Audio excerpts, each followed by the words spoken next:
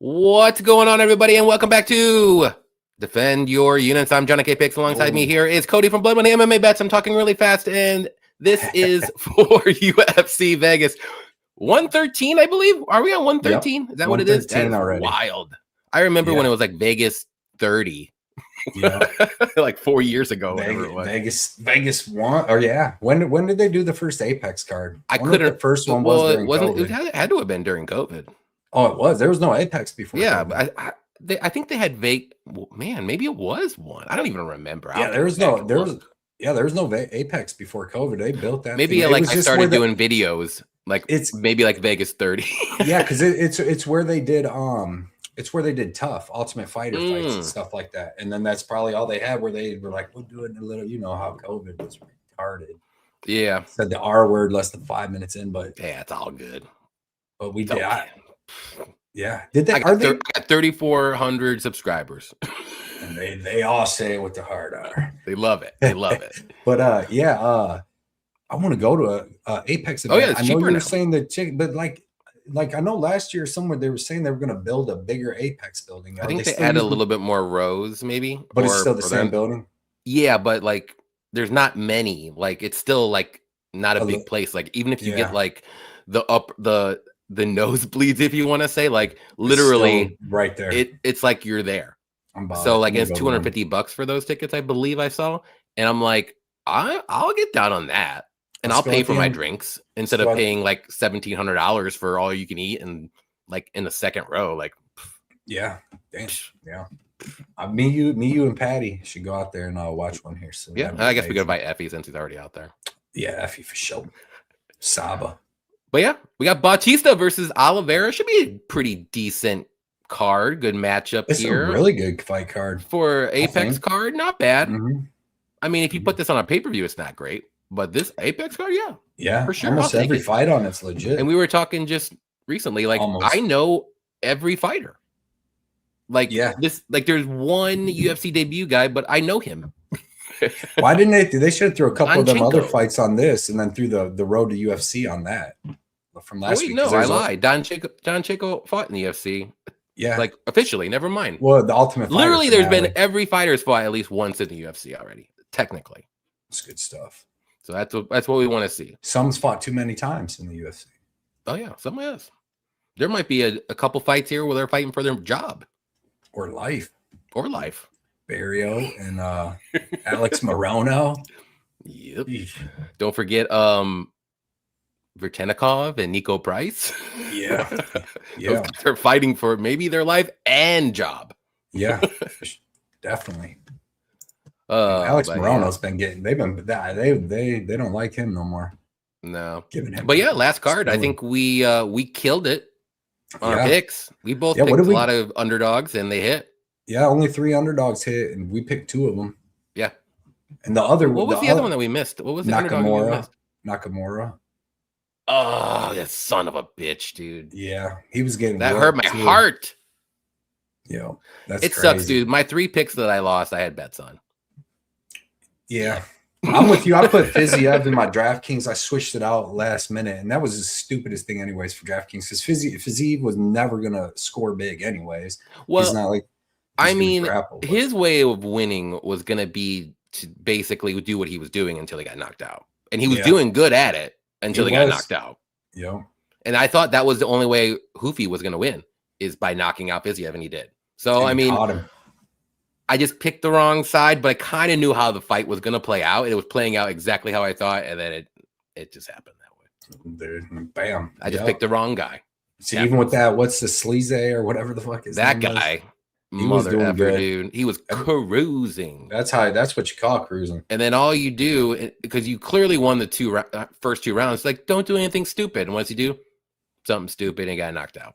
Yeah, thanks, bro. That knee was getting close all night. It just kept getting close, but that's when you should have known. You should be out moving and letting him chase you. You shouldn't really be being the guy. Don't do anything crazy.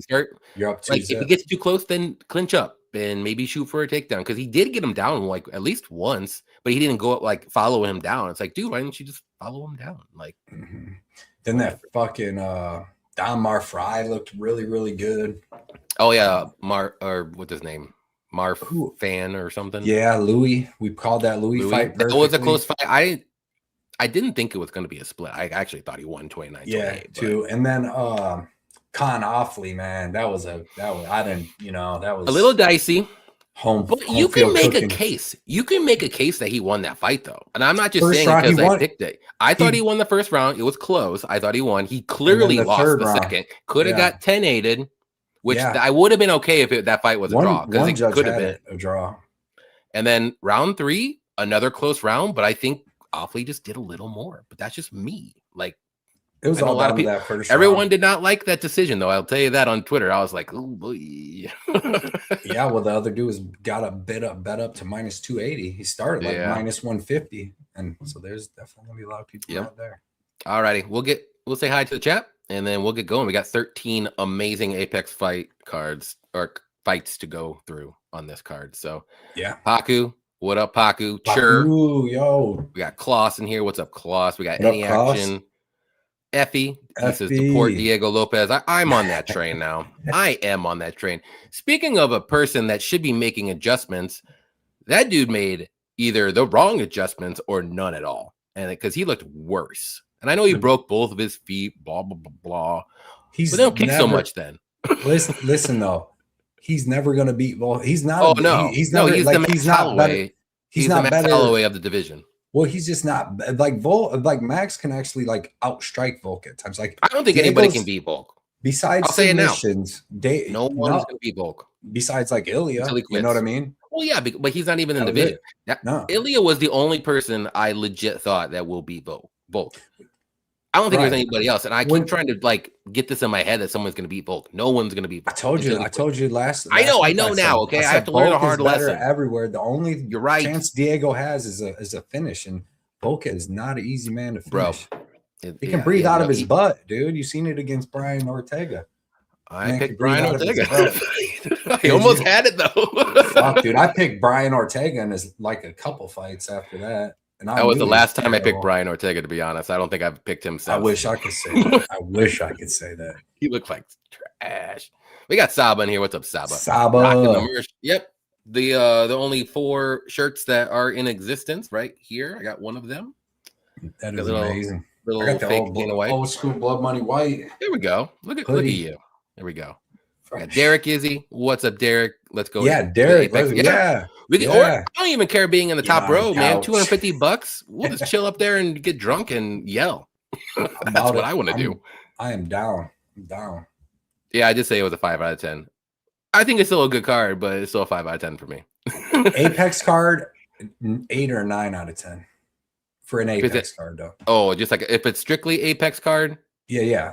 Worthy. I would say sometimes the Apex cards 7.5. I think it could be a little bit better, but it's very solid.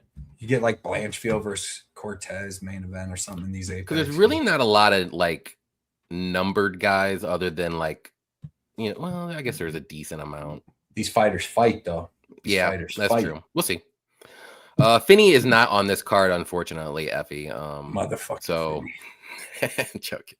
What's up, Dixon? He said, John and Cody, I was so depressed today because I didn't know I was gonna do with these garlic and herb French fries I bought. They're terrible alone, but the Parmesan and marinara fixed everything. That's awesome, man. The garlic and your boy's fighting in March, man. He's fighting Bruno Silva, I believe. I've seen that. Who's that? I like that matchup. Charles Johnson? Yeah, I like that matchup for Charles, though. Tell you that much. I don't know, bro. Bruno Silva has just. Are you Dale Kloss? I know. Where is Dale? You're Dale. You're just messing with us. Dale's BKG. Yeah. We miss Dale. What up, Bean Eggs? 10 out of 13. Yep. I think Cody. Didn't you get the same or better than me? Because you did pick Volk. I know that. I think it was a little better, but I don't want to brag. You can brag. I brag. 10 out of 13. Because we were pretty much on point except like 2 fights, I think. Mm-hmm. I don't remember the other one, but I know one was Volk and Lopez. Yeah, I did good. I did good on my bets too. Some nice bets. A lot on Rouston and I told everybody Rouston and BSD and then Volk. Yep. The boys was hit. Corrupt ass, Tuivasa and Teixeira, 100%. Hey, what about Baby Blood's parlay? Yeah, I forgot about that until you posted it. Yeah, Hoofy, Volk, and BSD. Wild.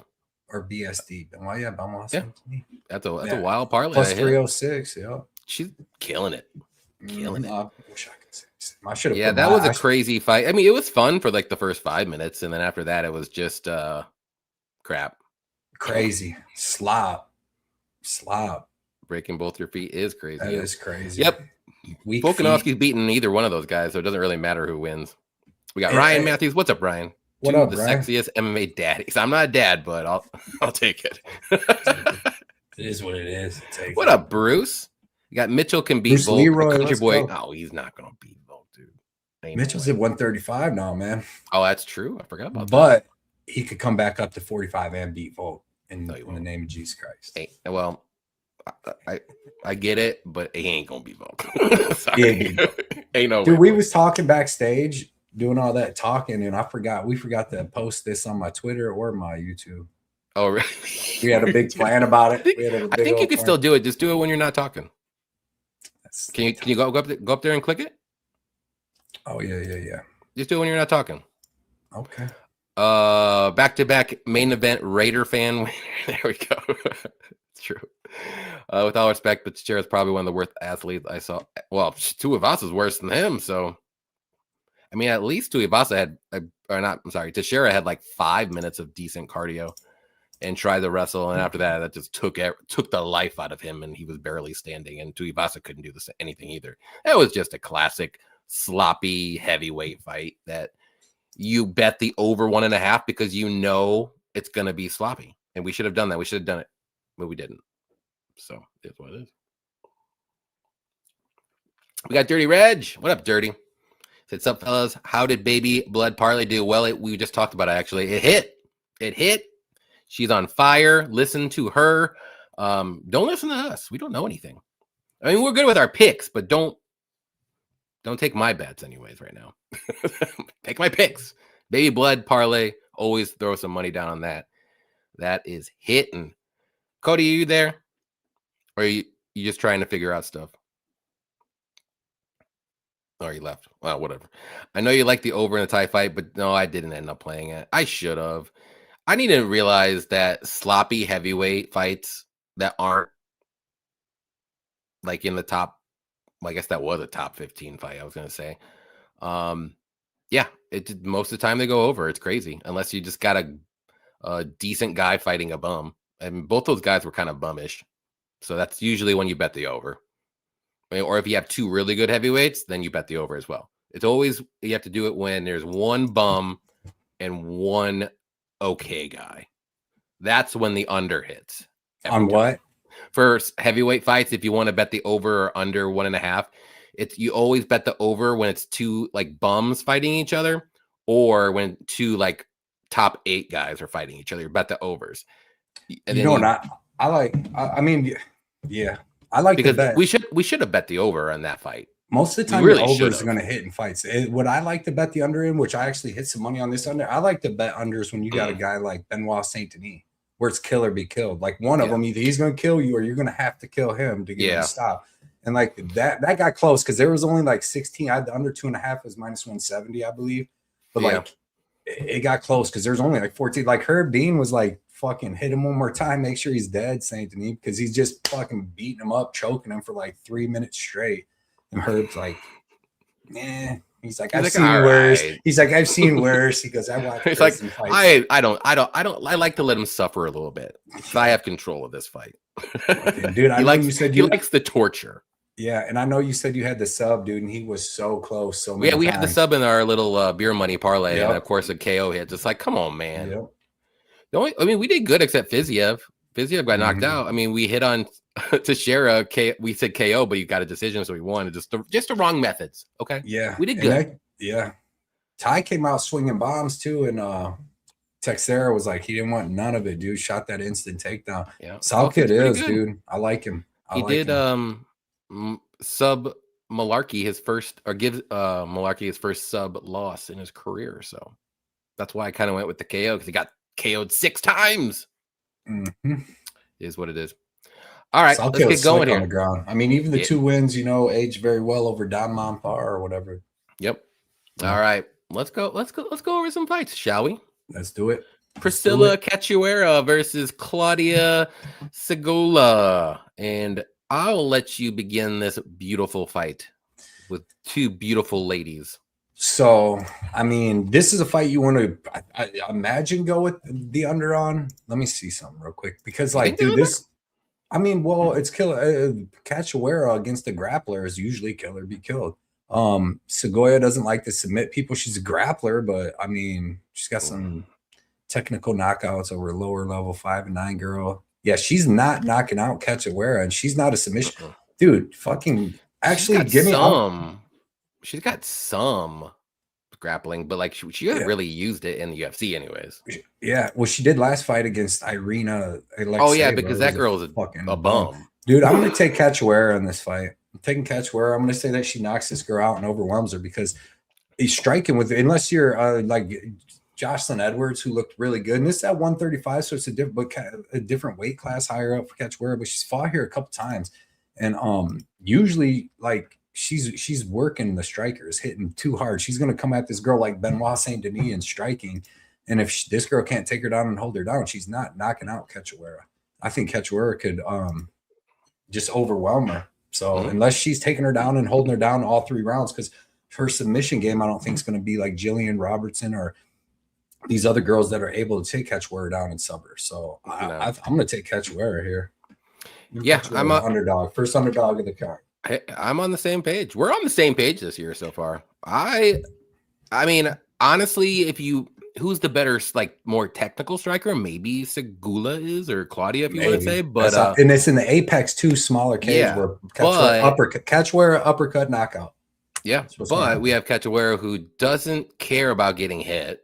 She always pushes forward. She throws bombs, and Claudia is more than okay of running on her back foot, because I've seen it in a couple of her fights.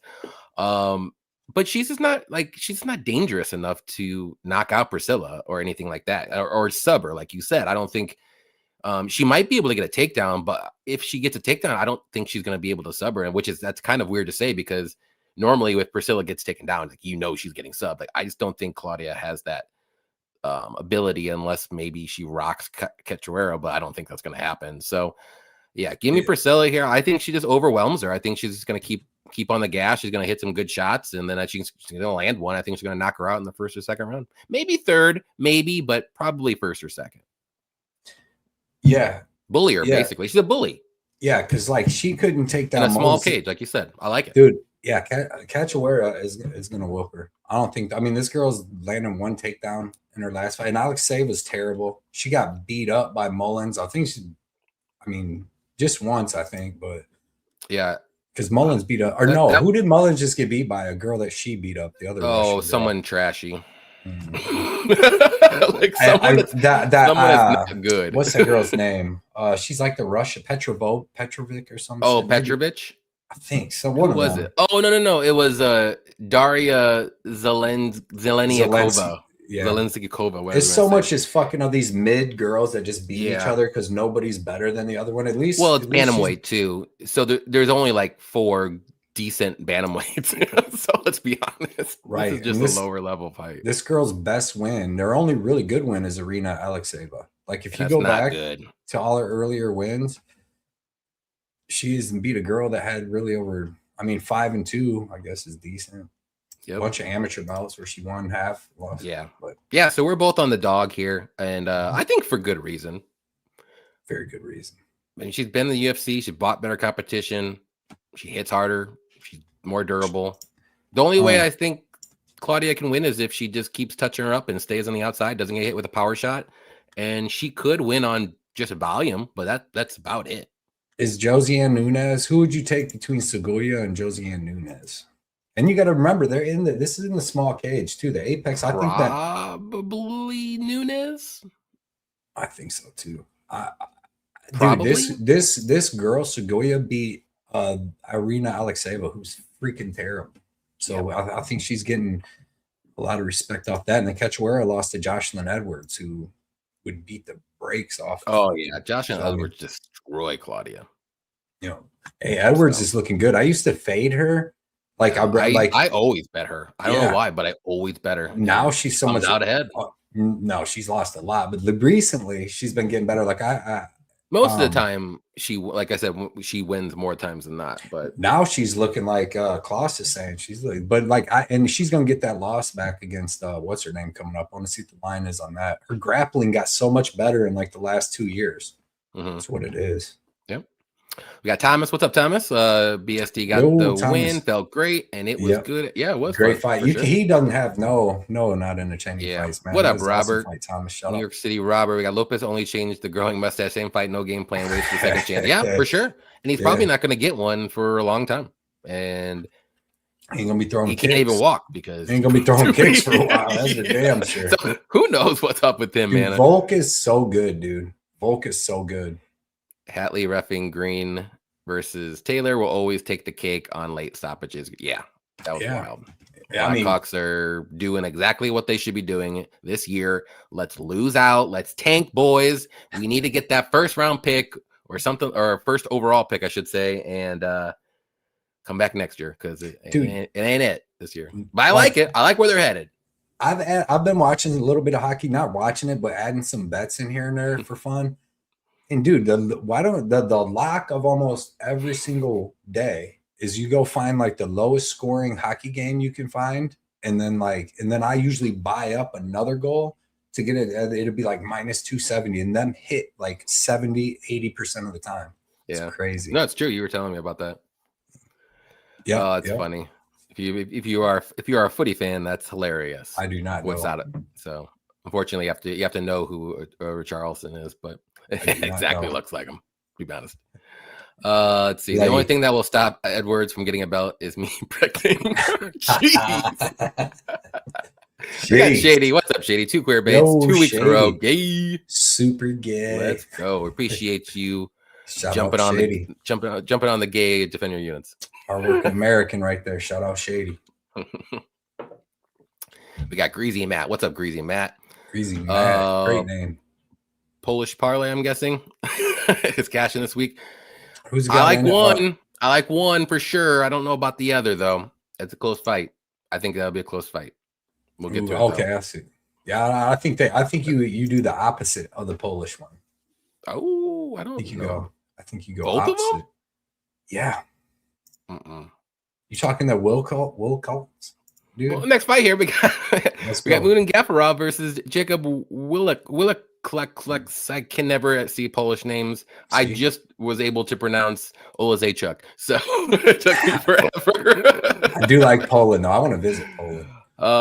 Yeah, this fight to me, I think is going to be fun. I think it's going to be close. Both these guys are grappler guys. Gafarov is more of a wrestler than a grappler, and then Jacob is more of a grappler than a wrestler. But on the feet, they're both kind of okay. I would say Gafarov maybe hits a little bit harder, but Gafarov has good takedowns. He's tough. He's durable. He always pushes forward. Can leave himself open, the counters because he is a little too aggressive sometimes on the feet. And then Jacob, he's got good subs. I mean, his striking isn't the greatest. He's durable too. Good cardio. Technically he beat Patchy Mix, so that looks cool, but I don't think he won that fight, to be honest. And it wasn't a good performance from Patchy, but I still think he barely won that fight. And maybe that's why a lot of people like Jacob because of that. But I'm on the Gafarov side actually. I think striking wise, it could be close on the feet, but I think the wrestling from Gafarov, if he does decide to shoot, I think he can get him down. He just has to be a little bit careful. I think he'll be careful enough. He got good top control. I don't really like Jacob's takedown defense all that much. He does get taken down rather easily, especially against Patchy Mix, and he doesn't have the best wrestling. But I'm gonna go Gafarov, just a slight lean. I'm probably not gonna touch this fight if Gafarov was an underdog, I probably would maybe bet it, just take a shot. But there's better spots on this one. But I just lean Gafarov by decision. What do you think? Yeah, this is a tough fight to call because I mean, to me it's Gafarov's fight to lose. Like I like that's Gafarov, what I think too. And but I mean, he could make a mistake if he went to the ground. Now Gafarov is gonna just not wrestle, keep it, like use his wrestling to keep it standing, and then I think that's where he wins the fight. I don't think he wants to wrestle at all, dude. I think he could if he wants. Oh, he has to be more. He has to be safer. It's like dumb. It's like, bro, I had all this money on Volkanovski. You're working Diego. You broke both of his fucking feet, and you're shooting takedowns, getting caught in arm bars in the fifth round. I'm like, what Yeah. the fuck? Like, do not shoot one time. Every time he touched Diego and went to the ground, he was either getting reverse, fighting hooks. Like, don't do that. And that's what Gafarov needs to do here, and not even shoot one time, because like that's Jacob's way to win. Like, he's got how many submissions? Fucking 11 or something. He's got a 10 lot. submissions. Now, Gafarov's only been submitted one time, and that was against Saeed, and he shot, which is fucking dumb, and Saeed wrapped him up in his fucking front. We'll be talking about that and coming up here shortly. Yes. So, like, that was on Gafarov, and guess who probably learned a lesson? But we can't 100% be convinced he learned a lesson, and we can't be 100% convinced that Jacob can't land his own takedowns and then just get his jiu-jitsu going there. But I'm going to take Gafarov. I'm going to say he needs to be really careful for the first round and a half, because we've seen Jacob. He can Jacob or whatever.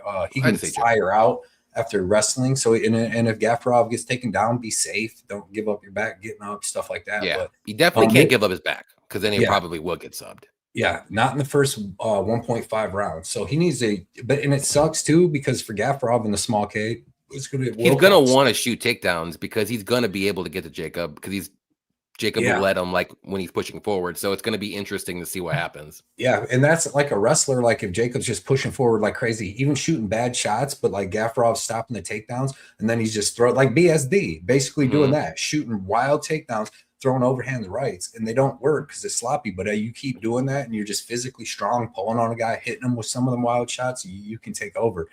But Gafarov's a beast, dude. I do think that he can keep this fight standing. I don't know if I see him getting a win. He does have a lot of wins, though. I think he's got a decent amount of finishes, but I see this going to decision. I think so. Gafarov's got 17 out of 20 wins. He's got 17 finishes. But I mean, you seen Wilcott? He's good on the ground. I'm just gonna call him Jacob. You see, he's good on the ground. I mean, Patchy Mix ain't getting him out of there on the ground. He does have 2 KO losses. And he's fought Sebastian Przybili like 5 times, and I think he's 4-1 against him. Yeah, he lost punches to the body to that dude, though. That dude, but he beat him like 3 other times, though. That's why he punched him to the fucking body so hard. He's like, dude, you can beat me. Dude, he fought the same guy like 4 times. That's crazy. Bro, that would be the worst thing ever, bro. You beat a dude's ass 4 times, but that one time he beats you with a body shot. Like one of the worst ways you can get beat. Yeah. It's sad, but his fight before Patchy was against that Sebastian guy, and he subbed him. Oh no, he fought him 5 times because 1 went to draw. He's literally 4-1-1 against the Sebastian guy. He's fought. Dude. Why are you fighting the same guy? My guy. Hey, I don't understand, because I've watched every fucking like street fight, bar fight on YouTube. Like, I always watch that for fucking 10 years. I don't understand how I didn't see. What is this? I just started watching it like a month ago, and it's fucking crazy. It's like King of the Streets or something. It's like a Polish fighting thing, and they fight in a little cage on cement, and anything goes. No, I seen this fucking white dude from America. He's like a prison dude, big fat dude. He has thunderbolts and shit on his stomach. I've seen him win 2 fights on this shit from digging dudes' eyes out. Like, not taking the eye out, but he's just gouging their eyes, dude. 2 times, and he's won against 2 dude. Craziest fighting shit I ever seen. I thought I would that's how I wanted to see fights. That's like some crazy like blood sport stuff. Even it is, and they just fight in like a cage on cement. Is it the Kumite? Headbutts, bro. Watch it. It's that right here. KO, King of the Streets, bro. Them Polish dudes are crazy as fuck, crazy, and they got people from all over the world. I'm telling you, you watch that and you'd be like, man, that's wild. That's all I gotta say about that. I couldn't even try it. It's weird. They got like fighting arenas and shit and hockey rinks, but dude, it's fight to the death type shit. Crazy. Money Hunter, what's up, man? I tuned in at the right time. What is up? Let's go. And he said hit the like. So why don't you hit the like, guys? Money Hunter said so. Smash that. Don't listen to me. Listen to Bunny. Hit that like. This is the most entertaining show in the game. I'm gonna get fun to hang out. We're gonna call you Triple B. What's up, man? Kafarov hurt his arm, but what about his knee? He got you with that. The knees, man, they get you. It's gonna be crazy. It's gonna be crazy, Bisbee. When I say parlay, I'm taking underdog fantasy. That minus 800 is the exact reason why I thought it was. Yeah, that's crazy. Yeah, I mean, for now on, when you see them crazy fights that are just supposed to end, Jacoop. You got to spell it like that. I like Jacob. I'm going to go American on that. It's strong. Jacob is strong. It's like stronger. Jacob. Nope, not strong enough. No, them Polish dudes are crazy. I know. The only thing I know about Gafarov versus Jacob is Patchy makes his dog shit. Yeah, 100%. You can.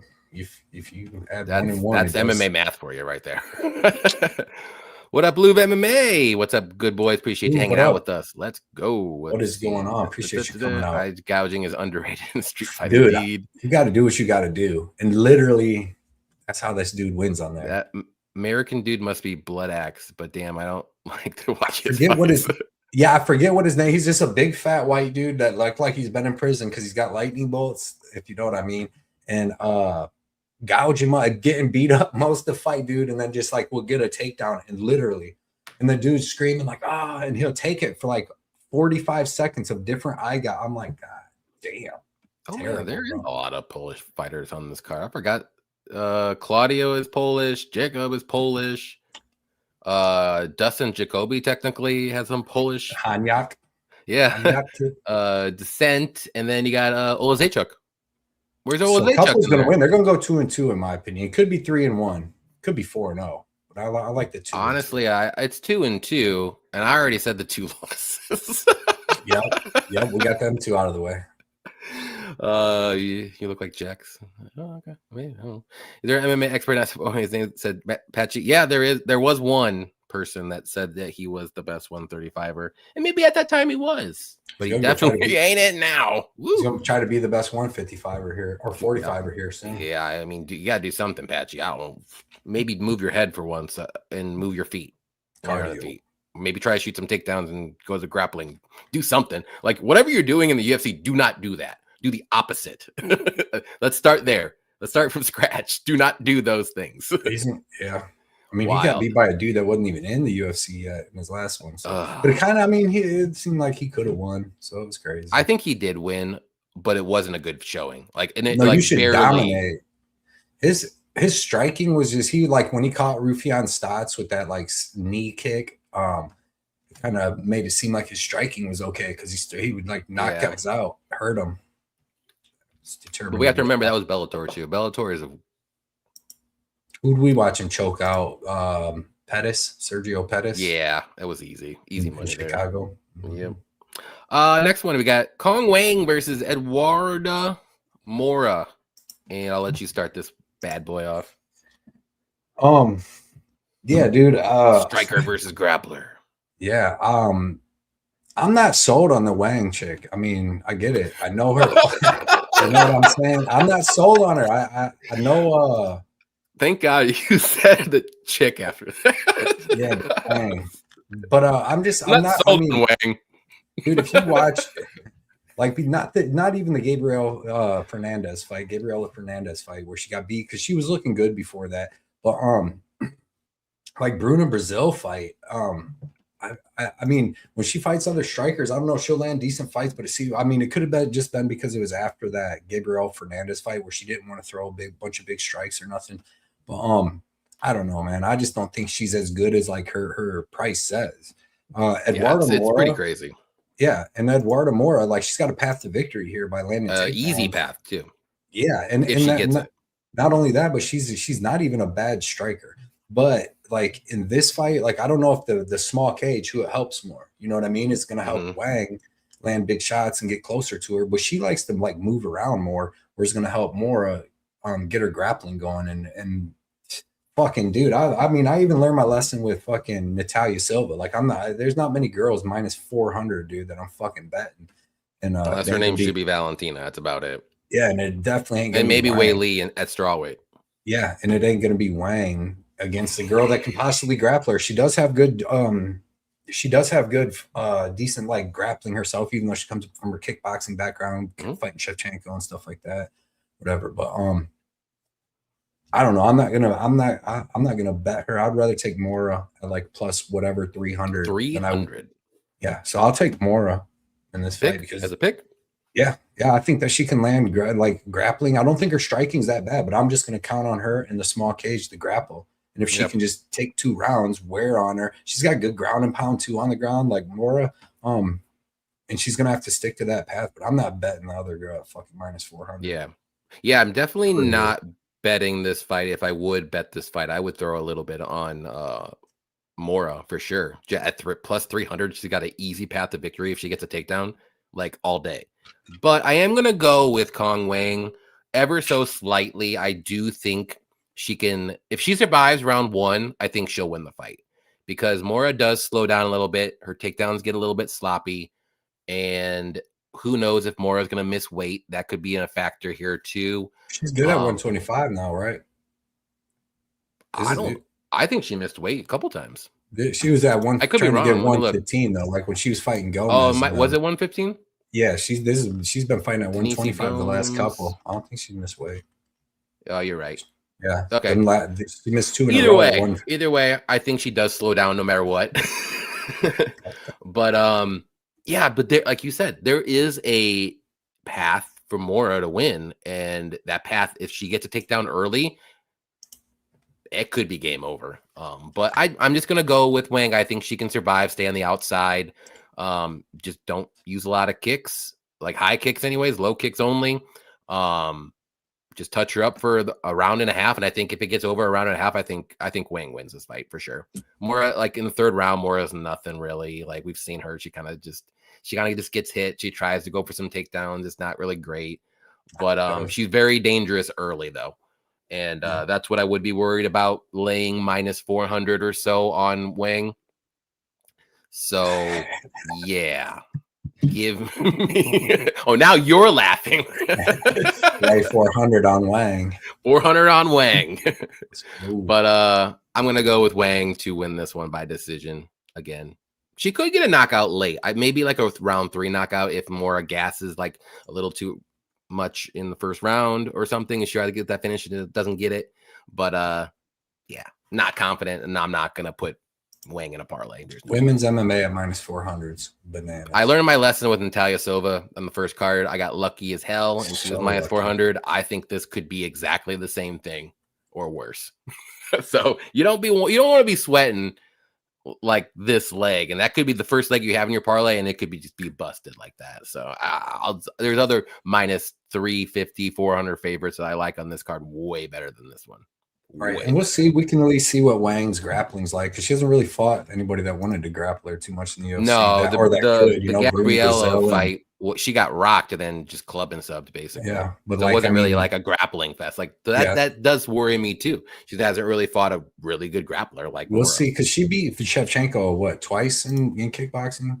Yeah, I think at least once. Yeah, twice. I don't know about twice. Yeah. No, I'm sorry. I was reading fucking Svetlana Vinakova as Valentina because it's right next to each other. Yeah, but yeah, we'll see, because the UFC is trying to get her eventually. Oh, for sure, to fight they're trying to get Shevchenko. any Chinese fighter. And they got the background, the kickboxing. Really good Chinese fighter except Weili. Yeah, I'm sorry. Yeah, it is what it is. Off topic. If there is one fight you would recommend to a non-MMA fan, what would it be? And no, Cody, not the fat dude in KOTS. Of UFC fights? Go back to the good old days. Dude, I don't know that, like, if you want to really go back to the good old days, I'll tell you a fight that you could go look up that's like crazy, and it's not because they're like knocking each other out. I don't know why this fight's in my mind. I gotta think of the dude's name.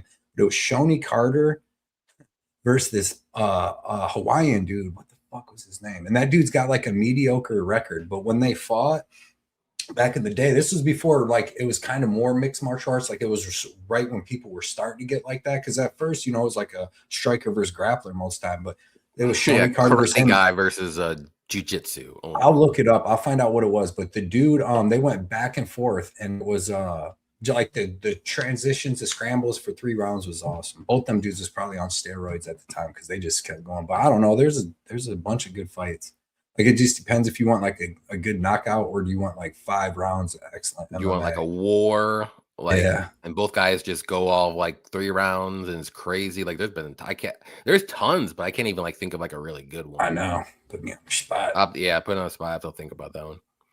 Con striking is a little overrated. Yeah, I mean it's good. I don't think it's as good as many people think, but yeah. What up, Mr. Nice Guy? Stopping in late. What's up, Johnny? What's up, Cody? What's up, chat? What's up, man? Appreciate what is you hanging up? out. Go check out Mr. Nice Dude, Mr. Nice Guys Dude on Twitter. Also check out nextmma.com. It's way better than Tapology. Yep. Way better. So I bet the fight goes to distance. I like that. This guy worried about Mora in round 1. I think that hits. And maybe Wang in round 3. But I'm more worried about Mora in round 1. I think if Mora could land a takedown, because her jiu-jitsu is good, dude. She's changed the jail to I'm just worried if Mora gets a takedown early, it might be over. Yeah, but if she can just get one takedown in each of the first 2 rounds. I wouldn't be as worried if it's in the second round, though. I wouldn't be as worried. Yeah, not for a finish. Yeah. Just for like to win the fight. Yeah. I mean, I was just talking about like his bet. That's the only thing is what was it? Which one was the bet? Right here. Fight goes a distance. I'm just worried about Mora in the first round. Getting it early. I would be worried about Wang getting a knockout or Mora getting a submission. Like both could get Wang late, Mora early. That's for me. But I still like it. I like it. I think it goes. What's the odds on it? Minus 155. It's not bad. Usually in girl fights, when it's going to be easy, though, it's like minus 350 or 500. Yeah, usually like the over is like minus 450 or worse. Yeah, both these girls can finish though. And then they're like, "Oh, here you can have a fight goes a distance for like minus 425 instead." I'm like, "Fuck that." Matt Brown versus Eric Silva. Was that the fight? Yeah, okay. Matt Brown. I was like, "Is that fight happening again?" There, Eric Silva back in the day. He was supposed to be so good. Lawler versus McDonald. That was a good one. If you want to see blood and just toughness, any Condon fight's always fun to watch. Lawler is always good. Any Lawler fight usually is good. Prime Lawler, let's put it that way. If you want to see like comeback fights, you could watch Darren Elkins versus Mirsad Diaz back in the day. Yeah, that's a good one too. Diaz Daly and Strikeforce was crazy. Daly beat the shit out of him, and then Diaz came back and put him out. What up, James? What up, James? How's it going, man? What's up? Good to see you, man. Got everybody in here tonight. Shout out everybody coming and hanging out. Congratulations to Johnny winning the Tapology group. I did it. There you go. I did it. Boy. And then the first card, I got second. First and second, you're starting the year off on fire. Look at that. And you know how long it took me to win one of those things? I won one last year. It took me forever. And then now I'm just crushing it. Nice. And watch, I'm just going I'm be straight downhill after that. Bottom this is not the card to back any of my picks, guys, because I did so good the last couple cards. Do not back any of my picks. I'm cooking like arson. Let's go. Next fight is gonna be another fun, interesting, could be close fight. Said Nurmagomedov versus Javid Basharat, the lesser of the two Basharats, let's say. A very close fight for me. I went back and forth. I'm not going to lie. I thought I knew who I was going to pick. And then I was like thinking more. And that's probably what's going to ruin me for this pick. So like I said, you might not want to follow my picks. I am going to go with Basharat, though. I just like how we can mix it up. I like how we can mix the wrestling up. I am a little worried of his chin, especially after the last fight. I am a little worried if he shoots a lazy takedown that Saeed's going to wrap up a ninja choke, and that's going to be game over. But other than that, I like Basharat to win. And if he can get this fight past a round and a half, because Saeed always slows down in the third round, I think he wins that, 9 out of 10 times with round 3. So it just, whatever happens in round 1 and round 2. And Javid has good striking. Like, he can hang with Saeed. Saeed's more kick heavy, spinning attacks, and so I don't think he's going to land anything crazy like that. He doesn't really have, his hands really aren't like KO, like one punch KO worthy like Simon's was, but, or Simone. But, yeah, I'm just going to go with Basharat because I do think he can mix in the wrestling later in the fight and just win the minutes that way. And on the feet, I think he's okay too. But I don't see a knockout from Saeed. If he does get a finish, it's going to be from like a front choke or something like that, like he always does. He doesn't really get knockouts. That's the thing. If he was more of a knockout guy, Nurmagomedov, maybe I would pick him. But I think Basharat usually has good game plans. He mixes in the wrestling and grappling pretty well. I like that. Saeed's more just kicker. And that's an easy way to get takedowns. So give me Basharat by decision. I don't want to bet it unless it gets closer to a pick'em. And I know it's close to a pick'em right now, but I want it closer because then maybe I'll do it. Because I do think this is like a 51-49 fight in my heart of hearts. But I am picking Javid. What do you think? Yeah, I mean, for all the reasons you said, I mean, you proved a good point that I'm taking Saeed because he's fucking more dangerous. Well, dude. He is the more dangerous, but I think it's only by the choke. That's it. I don't see him knocking out. Saeed has better wrestling than Javid, so if he's gonna wrestle, he can wrestle though. I thought it's only gonna burn his gas tank. But I thought he does not have 3 rounds of gas tank. Yeah, but Javid, like what I've noticed about him is he's so not dangerous, right? He's not, and he's like tit for tat, and but he's not dangerous with it. Just like with fucking where he's tit for tat and But he's usually defensively what's the dude from Canada? Zahabi. So he bounces around tit for tat, and he just gets for whatever reason, like Zahabi has like a voodoo spell on the fighter who he's fighting, and then they just play the same game, and that's how he wins. Yeah, because they pitter patter and he cracks them one good time, and they're like, "Yeah, I'm not throwing no more." I mean, like, and then he's like, "Zahabi's like, yeah, you don't want to throw," and then he'll hit you like 2 more times in a round. Yeah, right. That's all I'm gonna say. Yeah, dude. It got switched up. How many times does that happen too with brothers, where you're like, "This is the best brother," and then fucking you find out actually the other brother is better. But pretty decent amount. Yeah, with probably. What do you think the better Diaz brother is?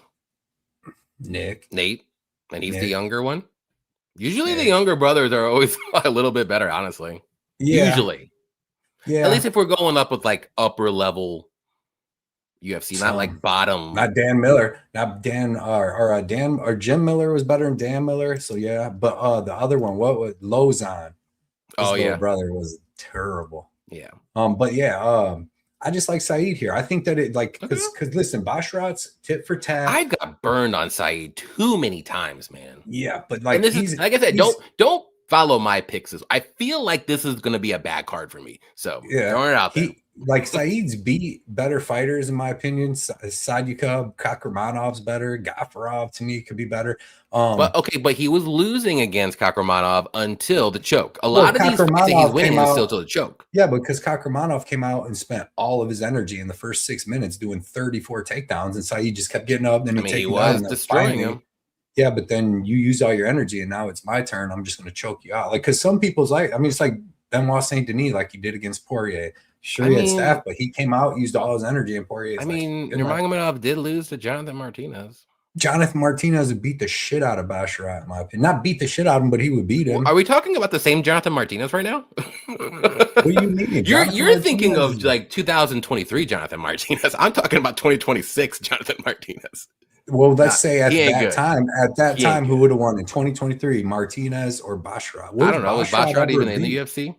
Basharat ain't never beat nobody in his whole life. The bum he beat on fucking Contender Series, the Israeli dude, that dude was terrible. He was probably going to beat Victor Henry, but you know how that went down.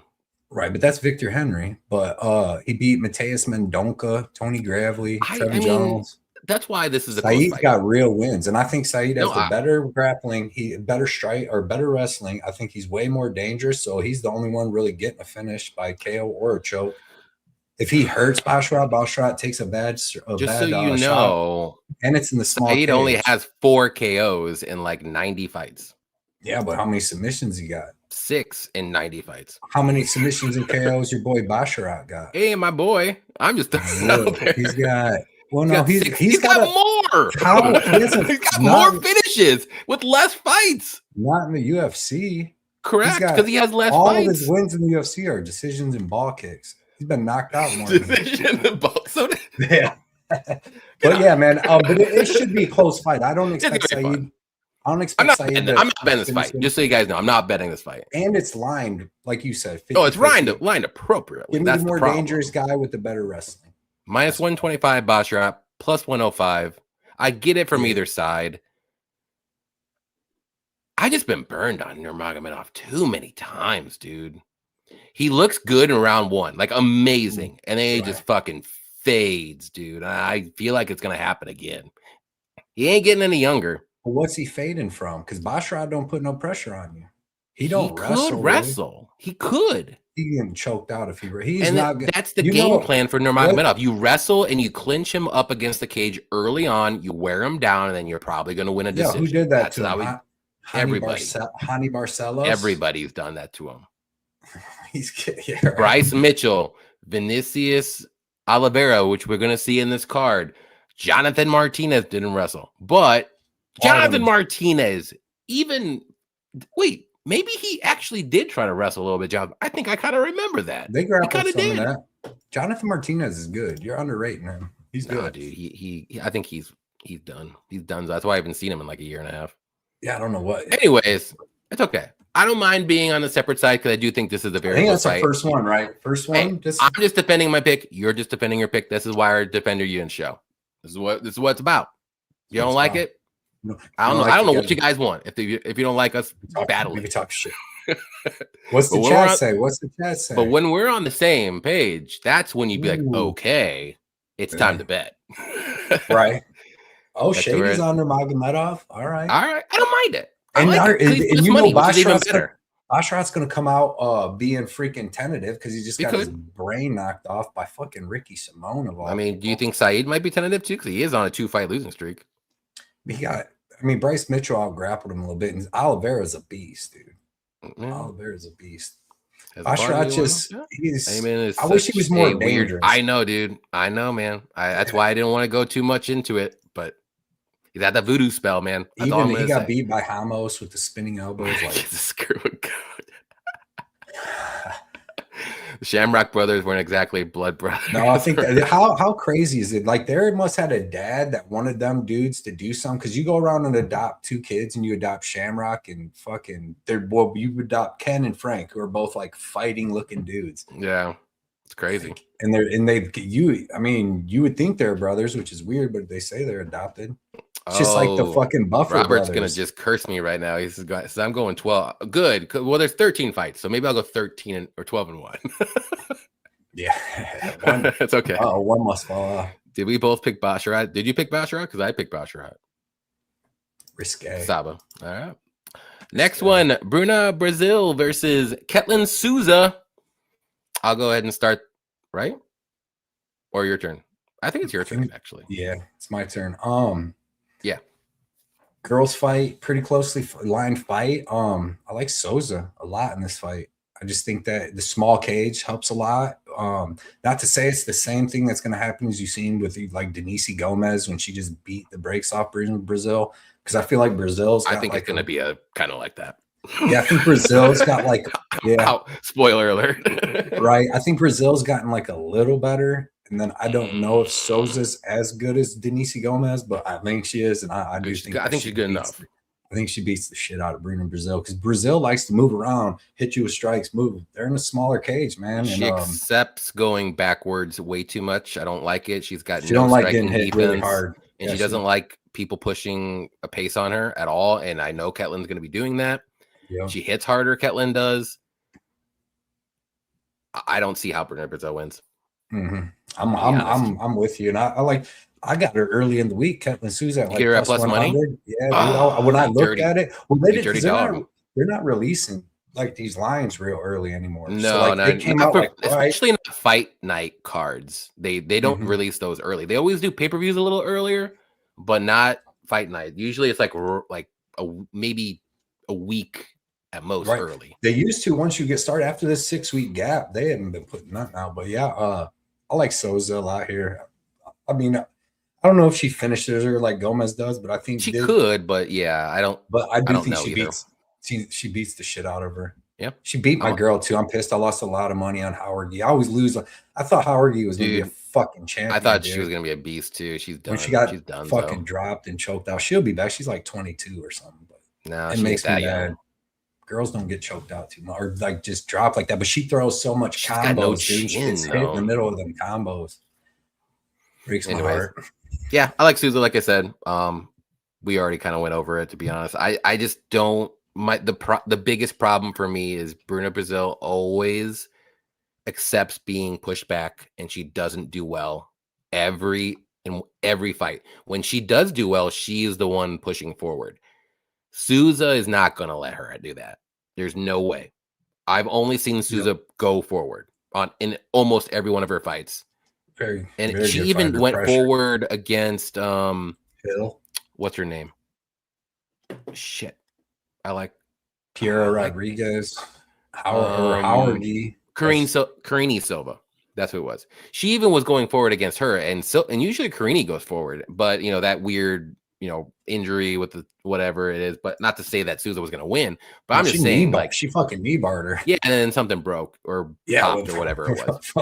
But I'm saying she doesn't care who's in front of her. Basically, what I'm saying, she's gonna go forward, and that she was doing that to Carini, and Carini was backing up. Carini usually is the one that's going forward early, anyways. But yeah, that's just her fighting style, and Bruna loves to just go backwards. So I gotta go with Souza. I think this is a no-brainer. I don't mind the line. I really don't. What's it at right now? I got her still at minus. If you got her plus money, you did your job. She's at minus 148, minus 150. I like it. I think that's where I would stop. I wouldn't bet anything higher than that. This is it. You got to stop at some point on women's MMA, no matter what, just because it's women. That minus 400 on Wang's crazy. I don't even think line should I can't. Even though I picked her, I can't bet her on that line. There's no way. Yeah. No girls, female, it's only Valentina and Weili. That's it. Yeah, against and maybe Prime Nunes. But even then, she hasn't fought in 2 years, so I don't even want to bet her if she was minus Taylor Harrison. I think was going to beat her up. But, I think so too. But now I'm worried. Well, now, yeah, with you see Harrison's knocking on. Yeah, so now it's if you can get Nunes at plus money, why not? What was that? Whiskey. Oh shit, whiskey. It's whiskey night, guys. It's whiskey night. I thought it was just a glass of water, some tap water. Hell no. You want to know my water? He goes Kentucky tap water. Fucking bourbon. Oh yeah. This is the Midwest tap. Miller Lite. Let's be honest, this fight sucks. Yeah, it's not gonna be the greatest. Joe Lozano had the worst nickname. What was his nickname again? I can't remember it. He wasn't the Boston Strangler. He was something weird. Do you ever see him and his brother, Dan? I believe it was Dan Lozano. They would fight in their backyards. His dad would just let them fucking fist fight. No. Them dudes used to scrap it out. Joe Lozano's he looks dorky, but he's a mean little he's a mean motherfucker, dude. Yeah. Even in the cage when he fought, but he doesn't seem like that. Watch him beat up his brother, dude. It's crazy. Yeah. We got the next fight here, which they just made recently. It's Nikolai Vertenikov versus Nico Price. I gotta go with Vertenikov. I just think Nico's done. Personally, I haven't seen enough to pick him. Even though I'm not betting this fight, there's no way, no effing way. Vertenikov is minus 225. No way. I'm not saying he's good either, but he ain't minus 225 good. There is a world that Nico can maybe turn back time and maybe get a win, but Vertenikov is pretty durable. The only thing that I would worry for me with him is if Nico tries to mix in some wrestling, which he can do. He can get Vertenikov down and probably control him a little bit, but on the feet, I like Nikolai all day. So Nico needs to get some wrestling going if he wants to win, but I can't trust Nico more than I can't trust Vertenikov. So I got to go Vertenikov. I'll say by decision, but I can see a knockout from Vertenikov because I don't trust Nico's chin either. So it's I don't trust Nico's cardio. I don't trust his game plans. I don't trust his fight IQ. I don't trust his chin. But there is a world where he could win if he's smart, but that's asking a lot. So what do you think? Yeah, because you need Nico to wrestle here, but he needs to wrestle, and that's the easiest path to victory. He's coming in triple knee sleeved up, so that's fucking tough. Right off the bat, bro. You see the shit he wears in there? Jesus, man. He's got basically knee braces on. No, he's basically got knee braces on.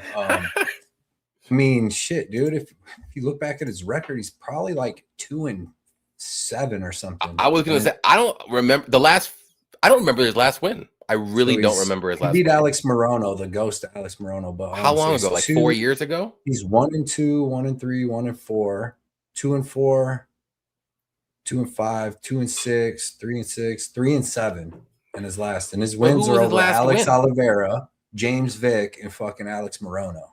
Morono was his last win. To be honest, though, he was not looking terrible in that Jacoby Smith fight until he got choked out, and that took him almost almost to the third round to do it. But yeah, man, Jacoby kind of gassed himself out trying to do it. Vertenikov's got decent striking, but he's got fucking no takedown defense. All he counters your takedown defense with the guillotine, and he almost got Puna like a bunch of times with that. And even though he got 30-27, I had a bunch of money on Puna. I had him in a bunch of DraftKings, and it was grimy for a lot of that fight. He wore Puna out. And but like, dude, I feel bad having to bet that dude. But like, because Nico Price isn't bad if you don't get finished. Even like his fight, all of his fights besides like he got beat by Garimbo and Smith, but and Robbie Lawler, but he was doing good against Philip Rowe before he lost. He had moments against Michelle Pereira before he lost. He had no moment with Robbie Lawler. Zero. Robbie Lawler is a fucking legend. That's why. It's hard to have moments against fucking legends, John. That's all I'm gonna say about that. I'll never forget that. There will be no Lawler. Dirty boxing uppercut that just knocked him out. Okay, dude. Your chin is toast. Yeah.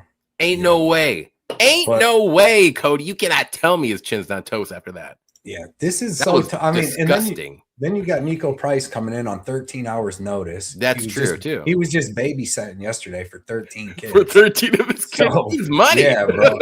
He's been babysitting. So and like this is real. The weirdest thing about this fight is fucking Vertenikov didn't have a fight and he stepped in on short notice to fight fucking Jose Enrique Souza, and then Souza pulled out of the short notice fight. So now Vertenikov is fighting Nico Price. Nobody asked for it. They weren't even on this card. I know. And then fucking in 4 days, now they're fighting. It'll be a fun fight. I think it'll be fun because Nico always brings it. He always does. Yeah, for sure. That's one thing he's going to do. You can plan on that. I just don't think he's going to win. No, but I'll tell you what, though, if he shoots half-ass takedowns, he's hard to submit, dude. He's got good jiu-jitsu, and if Vertenikov don't just stop the takedowns and he pulls guillotine every time and Nico gets on top, dude, he's going to put a beating on him and not let him up. That's true.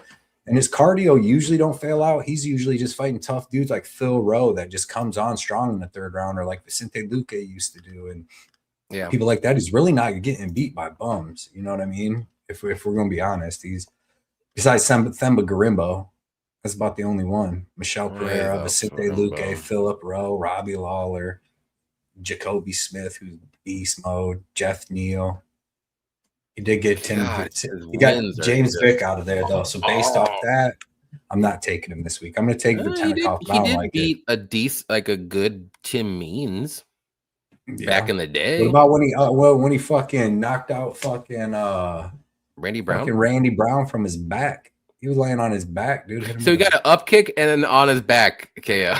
Yeah, dude. He's got heavy hands, dude. When he was way more athletic. I just don't think those hands are there anymore, though, unfortunately. No. And not on 4 days notice. Off the couch, literally. Probably. Yeah, it's tough. It's tough. But not betting it. I think there's no way. There's no way. What do you think the under? What's the under? What do you think about that? Is Vertenikov?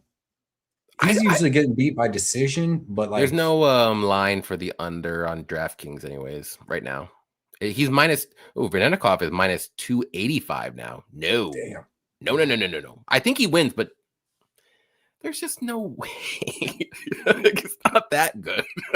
Right. He should win. You're right. Vertenikov went to decision with Michael Morales, Danny Barlow, and Puna Soriano. Them are three finishing ass dudes. So Michael Morales one is the best by far. Like, yeah, that's all you need to know. So yeah, I'm going for Vertenikov. Same. But yeah, dude, there's no confidence in this fight. I hope Nico Price beats the shit out of him. Yeah, why not? Though. I like Nico Price, so I hope I rode the elevator with him when I went to Vegas, and just is he a tall, weird built dude or what? Because his arms are long as shit. Yeah, he's just like a weird, like it seems tall cool as shit. Yeah, he was cool as hell. We were talking for like 15 flights. Nice. Well, I hope that he gets a fucking $100,000. I was like, "You gonna bring it?" He's like, "Oh, I'm gonna bring it." I'm like, "All right, man." He does. He always does. Yeah, so he's cool. He's a cool dude for sure. Yeah, MMA Jesus Dev. What's up, Dev? What's good, homies? Much love. Yes, Jesus is number one. Yes, sir. Yes, he is. Low key banger card. Yeah, it is for an Apex card. I like it. I like it. Maybe I like it a little bit more now because everyone likes it. Maybe I like it more. I don't know. I like it. I'm just stuck in my ways of the last 2 pay-per-views. I'm like, I want better. I want better than you this. Get 2 in a row, 2 pay-per-views in a row. It never happens. Like this, I don't fucking. But you know what? This is a good Apex. It would be a fun card to go to, honestly, because I think there's probably going to be like what 6, 7 finishes for sure. Even the girl fights. Yeah, there's going to be some finishes on. I think there's going to be at least. Hey, they've been doing some really good matchmaking, even though there ain't no title fights coming up for a while because they're all going to that White House card. Fucking. There's going to be there's a lot of just like really good matchmaking of fighters coming up. Yeah. Right. Moreno's garbage. I think he's washed. What's up, Baby Sharp? Baby Let's Sharp. go, dudes. Appreciate you hanging out. Speaking of that, should we get the Baby Blood parlay real quick? Yeah. Okay. Hold on. 6 and 7. Yeah, it could be 6, 7 for me for sure. Let me get this ready for Baby Blood. Gotta get the here we go.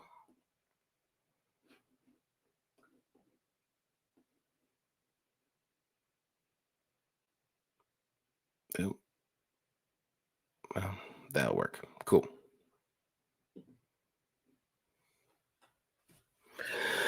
If you guys don't know this portion of the show, this is the Baby Blood parlay portion of the show where she gives her 3 best picks on the card. We pick out the fights for her and she wins. So Baby Blood parlay, what's up, Baby Blood? Hi. Did you know that you won last week? Yeah. $30. Did your dad give you the money though? No. See, not yet. You better make sure he gives you that. Don't let him fool you. I'm gonna keep it all. Don't let him keep it. He's just gonna bet more money. It was plus 300. It was plus 300, so you get at least $300 on that. That math ain't mathing. not on a $10 bet. All right, well, let's do the main event. Let's get that. Okay. Here we go. Let me make it bigger. I can make it bigger. Yeah, if you can, I can't make it bigger.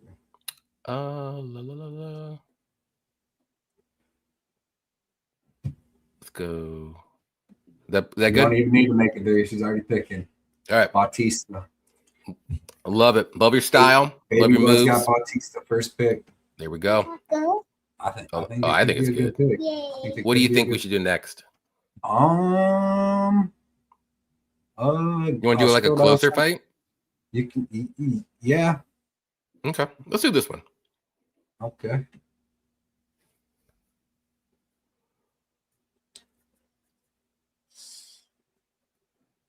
So this is number 2. This parlay is going to pay a bunch. Saeed, why you pick him?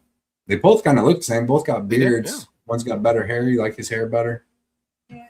Looks like Justin Bieber. I knew it. No, that's who I picked. So she's got Bautista. I don't know if you want to pick the same as your dad, Baby Blood. Yeah. Besides last week, she picked Hoofy when we were on Z. That is true. What's another good one? Go back up to the top. Let's get a good one up there. Some of these are like the lines are a little crazy. Go with Horiguchi one. No, don't do that one now. No. I don't know. Jailton? Yeah, you can do that one. Okay. I think I know what she's gonna pick though. One. That's who did one dude's picture like that? Huh? I'd be pissed at Tapology. Oh yeah. Of course, she picked Almeida. It's a good pick. It's a good pick. No. It's just why would Cooney have his pictures with him with his eyes shut? That is a bad pick, I will say. Yeah. But I like Baby Blood's pick. Just Cunha's pick is not good. So you got Almeida, Bautista, and Nurmagomedov. Are them all good? I like them. I mean, got one underdog. And that's going to pay a bunch because they're all good money. I'll let you know what it is when we get out of here. There we go. Good picks. What do you want to tell everybody? Bye-bye. Good luck. Tell everyone good luck. Good luck. There you go. And bye. So you're welcome. And bye. See you next week. Oh, not next week. 2 weeks. Sorry. All right. So that's 3. I'm gonna There it is. I'll put it in the chat for the baby blood parlay. Baby blood parlay equals. So who was it? Nurmagomedov. Yeah. Bautista. Saeed. And Jelton. Bautista. Almeida. I'm gonna have to look at that. That's I don't know what the odds are. It's gonna be pretty good. It might be close to 300 again. More than 300. That's gonna be like 450 because the last one had Saint Denis in it, and he was minus like 340. Let's see, plus 105. Because that here, Jelton. Yeah, she didn't have no underdogs last time. Oh, 435. There you go. There you go. 435 on DraftKings right now. Should I just invest her whole? No, I would. She's up. She got $30.60 right now. There you go. We'll see. All right, guys. Baby blood parlay. She's 1-0 on the year. 1-0. Did she do it the first card? No, this is the first card that you bet. The last card was. Yeah, that was. That's right. That's right. Yeah, and then I forgot you were at Lake Tahoe. The first card. The one she hit when I stopped doing it, when she had like Max Holloway over Gaethje, she hit a 3-fight one that was like plus 800 on that. Yeah, it was pretty wild. I think she did 3 underdogs and she voted. Yeah, so. Let's see. I got rid of. Oh yeah, we should have her do girl fights sometimes. Oh yeah, because we've never done that, and it's just like a whole normally. Yeah, we don't do the girl fights for her because normally the girl fights suck. Like, no offense. You should have brought up the Cachoeira fight. Then you got like a mean looking girl versus prettier looking girl. Mora. That's true. We'll do it next time. How about that? Yeah. We'll get, if there's a girl fight, we'll do it. Hopefully it's a close girl fight with the lines anyways. Yes, sir. Let's see. Cody definitely bought a bunch of beer with her wings. She's good old bottle. It's getting so big, goes fast. Yep. Dude, it's getting ridiculous. Remember, she was tiny when we first started doing it. She could barely talk. She was like 4.5. She was 4.5. I know. Four, she was like, that one. That's all that she would say. She's like, bye. Now she's almost done with second grade. Like, that's crazy. That's it. Does into like 3 more years. She'd be like, Dad, I don't want to do this anymore. It's just stupid. You're stupid. And we'd be like, no, you do it. You've been doing this for years. You make your picks. You're making money for everybody. Dude, it's 2000. They want you to go on here and pick 3 fighters real quick. And she'd be like, that one. I don't care. It's like 2074. We're like 78 doing this. I'm like, get on. You're like texting her like, hey, give me those 3 picks now. I have to get her on the live. All right. Let's see. Next one, Alex Morono versus Daniil Donchenko. And it's your turn. Who do you think is going to get knocked out here, basically? Man, so, I mean, you got Daniil Donchenko is fucking great fighter, dude. Like just his style. I love it. He's so fucking dangerous. He's from the Ukraine. He's been living and training in Thailand for a while, and they fights with a crazy Thailand fucking Muay Thai style with using a ton of elbows, a ton of knees. He's got really good takedown defense. He's really explosive and athletic. So any times that he's been fighting, even against the last dude who Sizemore, I believe, that he fought to win the Ultimate Fighter show, that dude's good, man. He's gonna come in and get some wins over some good people in the UFC, or maybe not great people, but some decent people in the UFC. But he beat him in the finale. He beat a couple tough dudes on the Ultimate Fighter show. He's got good takedowns himself, good ground and pound. His against Sizemore, I mean, he put so much damage on him. He took a little bit himself, but it seemed like he was kind of slowing down because he goes out and he's like Benoit Saint Denis striking and just goes full send, right off the bat. Full what? I wanted to see, you know what I want to say. What's the one dude?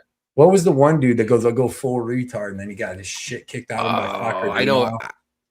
I know. I see his face and his Gustafson. Gustafson, yes. Yeah, Andreas or something. Andreas Gustafson, yep. Yeah, but speaking of full retard, dude, that guy is a retard. Oh my gosh. Dude, I have high hopes though. Never again. For Daniil. Like I said, he looked great on the Ultimate Fighter. Dangerous ass dude. It's all he does is train, lives in Thailand. He's gonna beat the shit out of Alex Morono. It's fucking, I don't know why the UFC keeps wanting to kill Alex Morono, but they're gonna succeed again. And I think that he either knocks him out or just hurts him with elbows because Morono's so slow now, and cuts him up so bad the doctor stops it. But one way or another, he's going to finish Morono by KO. Yep. Yeah, I agree. Yeah, Danchenko should knock out Morono. I'm not ghost of Morono. I'm not going to sugarcoat it. Morono is not. I mean, if Morono wants to win, he needs to get some wrestling and grappling going. That's the only way. He ain't going to win on the feet. There's just no way. But Danchenko's too. I think he's just going to be too strong, too athletic. He's going to have to make a mistake. He's 24 years old. Like, he's a beast. Like, Morono, look, he's a soft guy. He's more finesse. He's got loose striking, if you want to say. He's got pretty good grappling, but he never uses it. So it's like, I can't bet Morono on this. I can't even pick him. And honestly, right now, you really can't even bet Danchenko right now. He's like minus 7,000. So 625. So I mean, you can maybe do by KO and you can cut it in half, but what's the point? Dude, it's just so crazy though with these old dudes. You just fucking never know what you're gonna get. Because I mean, I know even with there Morono, is a way for him to win. I just don't. He just doesn't have to. He always just wants to strike, and I'm like, your striking isn't even that good, bro. Come on. But like the crazy thing is like, I mean, he went to split with Daniel Rodriguez like a year and a half ago or 2 years. He knocked out Ponzinibbio, but knocks him out, which was ridiculous. He was looking like trash the first two rounds. I know he got knocked out by Ponzi. Oh, yeah, you're right. Yeah, he was winning. I had so much money on Ponzi, and he was getting. Oh yeah, because I remember I bet Ponzi. I forgot. I flipped it around. My bad. And then he had a decent fight with Joe Quinn Buckley. Got his ass whooped, but had a couple moments in that fight. That was in 2023. What was the fight that he like? He looked like a wrecking ball. I'm like, man, maybe he turned it around. Semmelsberger, maybe Mickey Gall. Maybe it was fucking Tim Means. He got the guillotine, but he was losing that one too before he got the guillotine choke. Was it Court McGee? No, because Court McGee. Yeah, Court maybe McGee. It was Selmasberger. Maybe it was Selmasberger. No, because I think Court McGee kind of won that fight, and they gave it to fucking. Yeah, maybe it was Selmasberger. Because Selmasberger was kind of good back then in 2022. Like everyone was like, "Okay, Selmasberger has never been good." People were higher. Let's put higher than what they were are now. All right, step that back a little bit. My bad. You know what I'm saying? Sorry. Like, I didn't mean to get aggressive on that. I know you were. I was like, shit. Not take none of that fucking. My bad. Damn. Back in 2018. I know you're defending your units, but fuck. I want to defend the MMA record books. You're defending MMA, just UFC in general. Like, no, he's never been good. Fuck that guy. we would not put that on his name in the UFC. I'm sorry. Morono was a legend. Remember when he beat Jake Matthews, bro? I had so much money, and it's like, dude, Jake Matthews. This is the best thing about that fight, and I fucking hate it. Is because he's schooling him the whole round and he gets dropped every fucking round. And I'm like, dude, how do you do this? And he wouldn't grapple. And he wouldn't grapple. He's schooling him and he gets fucking caught, dropped. He gets back up and he loses the round. And I'm like, just fucking get knocked out at this point. I just don't want to see this anymore. Yo. So a win over Semmelsberger doesn't count in the UFC. Fair enough. But we're going Danchenko. I like it. Yes, fucking by murder. Yeah, pretty much. I like this one though. Bruce with the jokes, tippy toe. He tippy toes. He tries to look. He's like bounces on his feet, dude. That's what he's bouncing. I know, but it's not. He bounces on his toes. Look, that worked back in 18.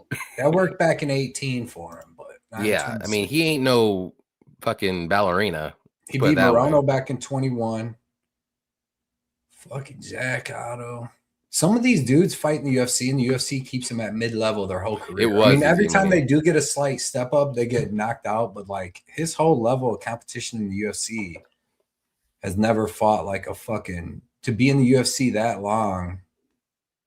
And he's never really fought like a maybe Ponzinibbio, but he wasn't even probably top 25. He was 30, maybe 32 at that point. So he's never even fought a top 25 guy. He's just a journeyman guy, and it's cool. Like he's always willing to fight. That's cool. I get it, but yeah, that's crazy though. He fought like freaking 25 times and never made it to a top 25 guy. It's crazy.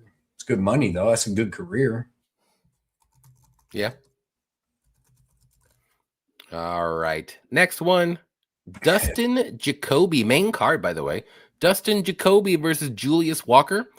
And if you haven't hit that like button yet, please hit that like button for us. Smash it. It's free.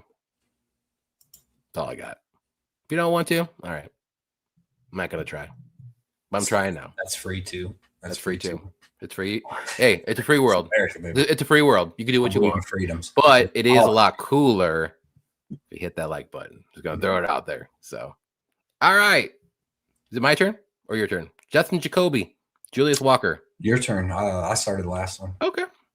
I'm gonna go with Dustin Jacoby. I think he's the better fighter. Julius Walker is a little too green for me. I believe he started MMA like 3 or 4 years ago, and I mean he's okay. He's pretty well rounded. He's not okay. I'll say okay striking, not very technical. He's durable as shit. He's athletic, which is great. He can mix in some wrestling and grappling, but like it's just he's not refined. He is like super. He leaves there's a lot of holes in his game, if you want to say, but he's not a bum. The potential is there. But if you're going against a super amazing, I don't want to say amazing, super good kickboxer in Justin Jacoby, I got to go Justin Jacoby because Justin Jacoby has good takedown defense, solid takedown defense at least, maybe not the best. But I don't think Walker is that wrestler kind of guy that's going to be taking him down all the time and keeping him down too. And on the feet, I mean, it's night and day. The only thing that does worry me a bit is Jacoby is a little older. We have seen his chin get rocked a couple times. He is a little hittable sometimes, but again, like I said before, Walker's striking really, I mean, it's okay, but it's not super technical unless something different happens. Like we haven't the last time what I saw, anyways, in this last fight. So I got to go with Dustin, and I like the line. I think he's good all day, minus 185. I kind of think that's a steal, personally. That's just me. What do you think? I like it by decision though. Because Walker does have a good chin and he's durable. Yeah. Yeah, I like Julius Walker. Like, I'm gonna break down the fight. Like, I like him. He follows me on Twitter. I follow him. He puts a lot of stuff. He seems like a fucking great dude and stuff. Sure. I always like Dustin Jacoby. I'm still pissy about fucking Jacoby and Roundtree because that stopped. Oh, I had won 15 betting weeks in a row. That was for number 15 on that one. I always remember my losses, Cody. But that was a robbery, which is crazy because he won the first 2 rounds easy. In the Apex against Khalil Roundtree. You know what I mean? And that's fucking tough to do. Jacoby has fucking great kickboxing. He's a professional kickboxer. He fought dudes. Alex Pereira got knocked out, but he's still got a good kickboxing. He's got good takedown defense. And he's got really good leg kicks, decent power in his hands. He had a couple fights didn't go his way. The Menafield fight where he's winning the whole fight, you know, most of the time, and then he would get dropped. But Menafield, he hits like a truck. We watched him in Louisville get dropped by the ghost of Dominic Reyes, but he made a comeback. We didn't know that. Jacoby didn't know that. Nobody knew that. So Jacoby just comes out like he's just smoking. And that's not even his style. Jacoby's usually waiting back. Remember, did Jacoby beat did he beat Kennedy Ejekwu in Tennessee in Nashville when we watched?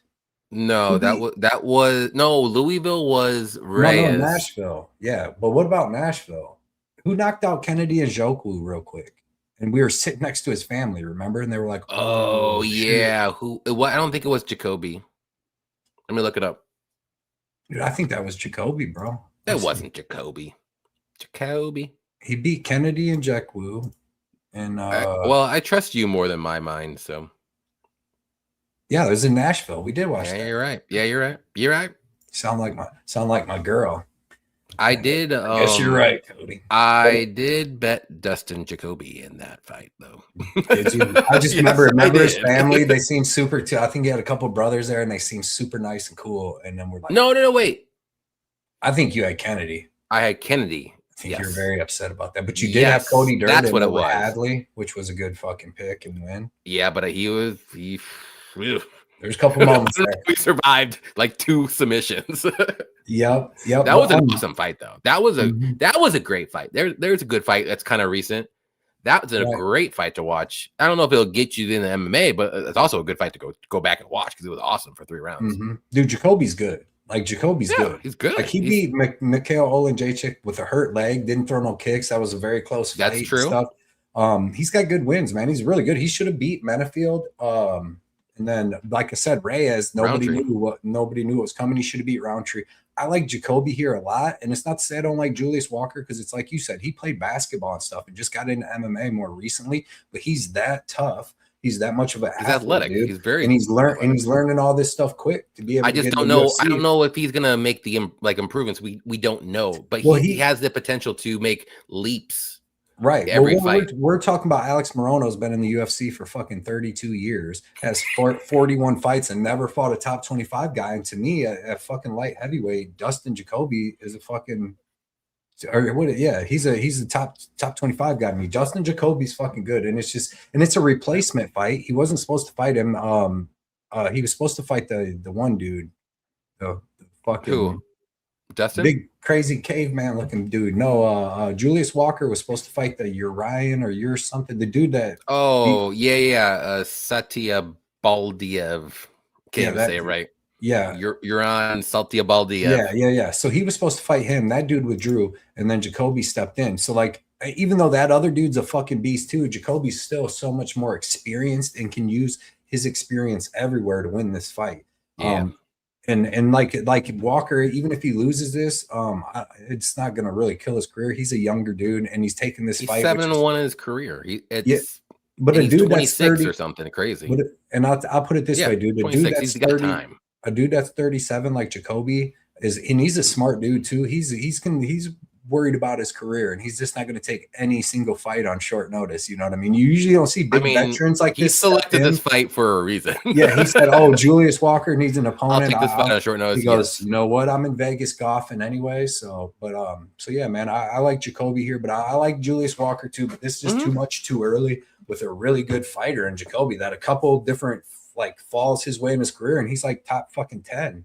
You know, after being minus 185 to me is a steal. I fucking love it. Like Walker, because Walker didn't even finish Cicada, and it's like I feel like he's not gonna. That was a fun fight, but you saw like how everybody finished his Cicada, bro. Yeah, you saw how green he was, though. But you can see the talent there. The talent's there. It's just like I have to see it in a fight before I can pick him. In somebody against Jacoby, anyways. Julius Walker's 26. So when he was in fucking middle school playing fucking basketball, like being real good, because he went to like college and played basketball. Dustin Jacoby was fighting Alex fucking Pereira. You know what I mean? Yeah. So it's hard. And then it's like Walker Walker didn't, and it's not nothing against Walker because he's 26, and you can see he's got a lot of raw talent. That's give him like 2 to 4 him more years, he's gonna be pretty good. Yeah, if he keeps up going. Given the level of competition of him fighting, he's already ranked 26th with the win over Sakara. That's fucking crazy. Well, the light heavyweight division isn't that great, so he potentially could get in the top 15 in like the next 3 years, probably, if he fights consistently, right? And he keeps making improvements. Yeah, so he got put there based off of having that split with Menefield, which was a good fight and was a crazy fight. But yeah, man, I got to take Jacoby here. I think this is fucking free money, to be honest. I think as a bet, this should be minus 300. This should be minus 300. And I think the only reason why it's not is because Jacoby's taking on short notice, but I don't even care. And it seems like if Walker was like way more dangerous, or if he was more had like a D1 background in wrestling, he just relies on his athleticism right now. It seems like, but athleticism sometimes goes a long way against a 37-year-old. He's got decent cardio for a light heavyweight. He's durable. He gets hit a lot, but he's durable. So. We'll see. Yo, I just hope he doesn't catch Dustin this time. It's the only thing I worry about. Yeah. Have something crazy like late in round 3 or something stupid. Let's see. Paku. I don't think either of these guys are very trustworthy to bet on. Should be Jacoby all day, though. I mean, if you think Jacoby all day, though, that's minus 185. Sheesh. I like it. Jacoby gonna win. I like it. Who wins? Julius Walker. Oh, I would pick Walker, actually. I would. I think Bellato. I think he's. I don't know. Bellato's not bad. He's not bad, but honestly, I trust Walker's chin more, and I like his cardio more. Yeah, maybe. It'll be a sloppy fight, though. It'll be fun I to know, watch, but I would like pick when him. Bellato came back against Crute, he got beat up the first round and then Yeah. won the last two. His cardio, like, I don't know. It's a weird fight. Who did Bellato? Has he fought since the fake gate? No. Where he took that up kick. That's Wasn't he fucking supposed bullshit. to and something else happened? Yeah, I don't. If he did, I don't know it, to be honest. After that fake up kick bullshit, I'm like, you know what? Yeah, I'm just not gonna pick you anymore. Sorry, you lost it all, like everything. And I didn't even think you were that good in the first place. But I'm really not picking you now, unless you're fighting a legit trash can. Next one is gonna be a super fun fight. We got Gene Matsumoto versus Farid Basharat, the better of the two. And I'm gonna let you go, right? Yeah. Go ahead. So this is a great fight, dude. Very good fight. Weird. You're putting two like giant prospects of the division against each other. Matsumoto, his only loss is to Rob Font on short notice when he, against the top 10 guy at the time. And did he lose? But then he comes back and fights Miles Johns and doesn't look that great. And did he win? Because I thought that's on him. And either way, it works out. It's weird how things work out. Great. He's got great Muay Thai. He's got decent takedown defense, decent wrestling of his own, and pretty good jiu-jitsu. But if he's he's got good takedowns if he's fighting Rob Font, right? He lands some takedowns. But if he's fighting Miles Johns or fucking what's your dude's name? Argueta. Is that my guy? Yeah, his takedown defense doesn't look as Bilal's good. Guy, not mine. Right, I thought you liked him. But remember he's the one that beat up Myron Santos, right? You seen that live? Yeah, I saw that in the LFA crazy. when I How went that one time. Up? Is that a different weight class than Santos? 135 or 45? He's 45, so that's the same weight class. Yeah, I don't remember if they fought 135 or 145, but they did fight, and Argueta just wrestled him all fight, and he just couldn't do anything. That's crazy. I had a bet on Santos too. I'm like, mother effer, dude. Right. Yeah. But in this fight, like Matsumoto, he's a black belt. Everybody, when I said this the first time a long time ago, I would laugh. But he's a black belt in jiu-jitsu and in Muay Thai. Like, you can't be a black belt in Muay Thai. But I guess that's what it goes by. But like I said, I don't think. But he's not a black belt in wrestling. So.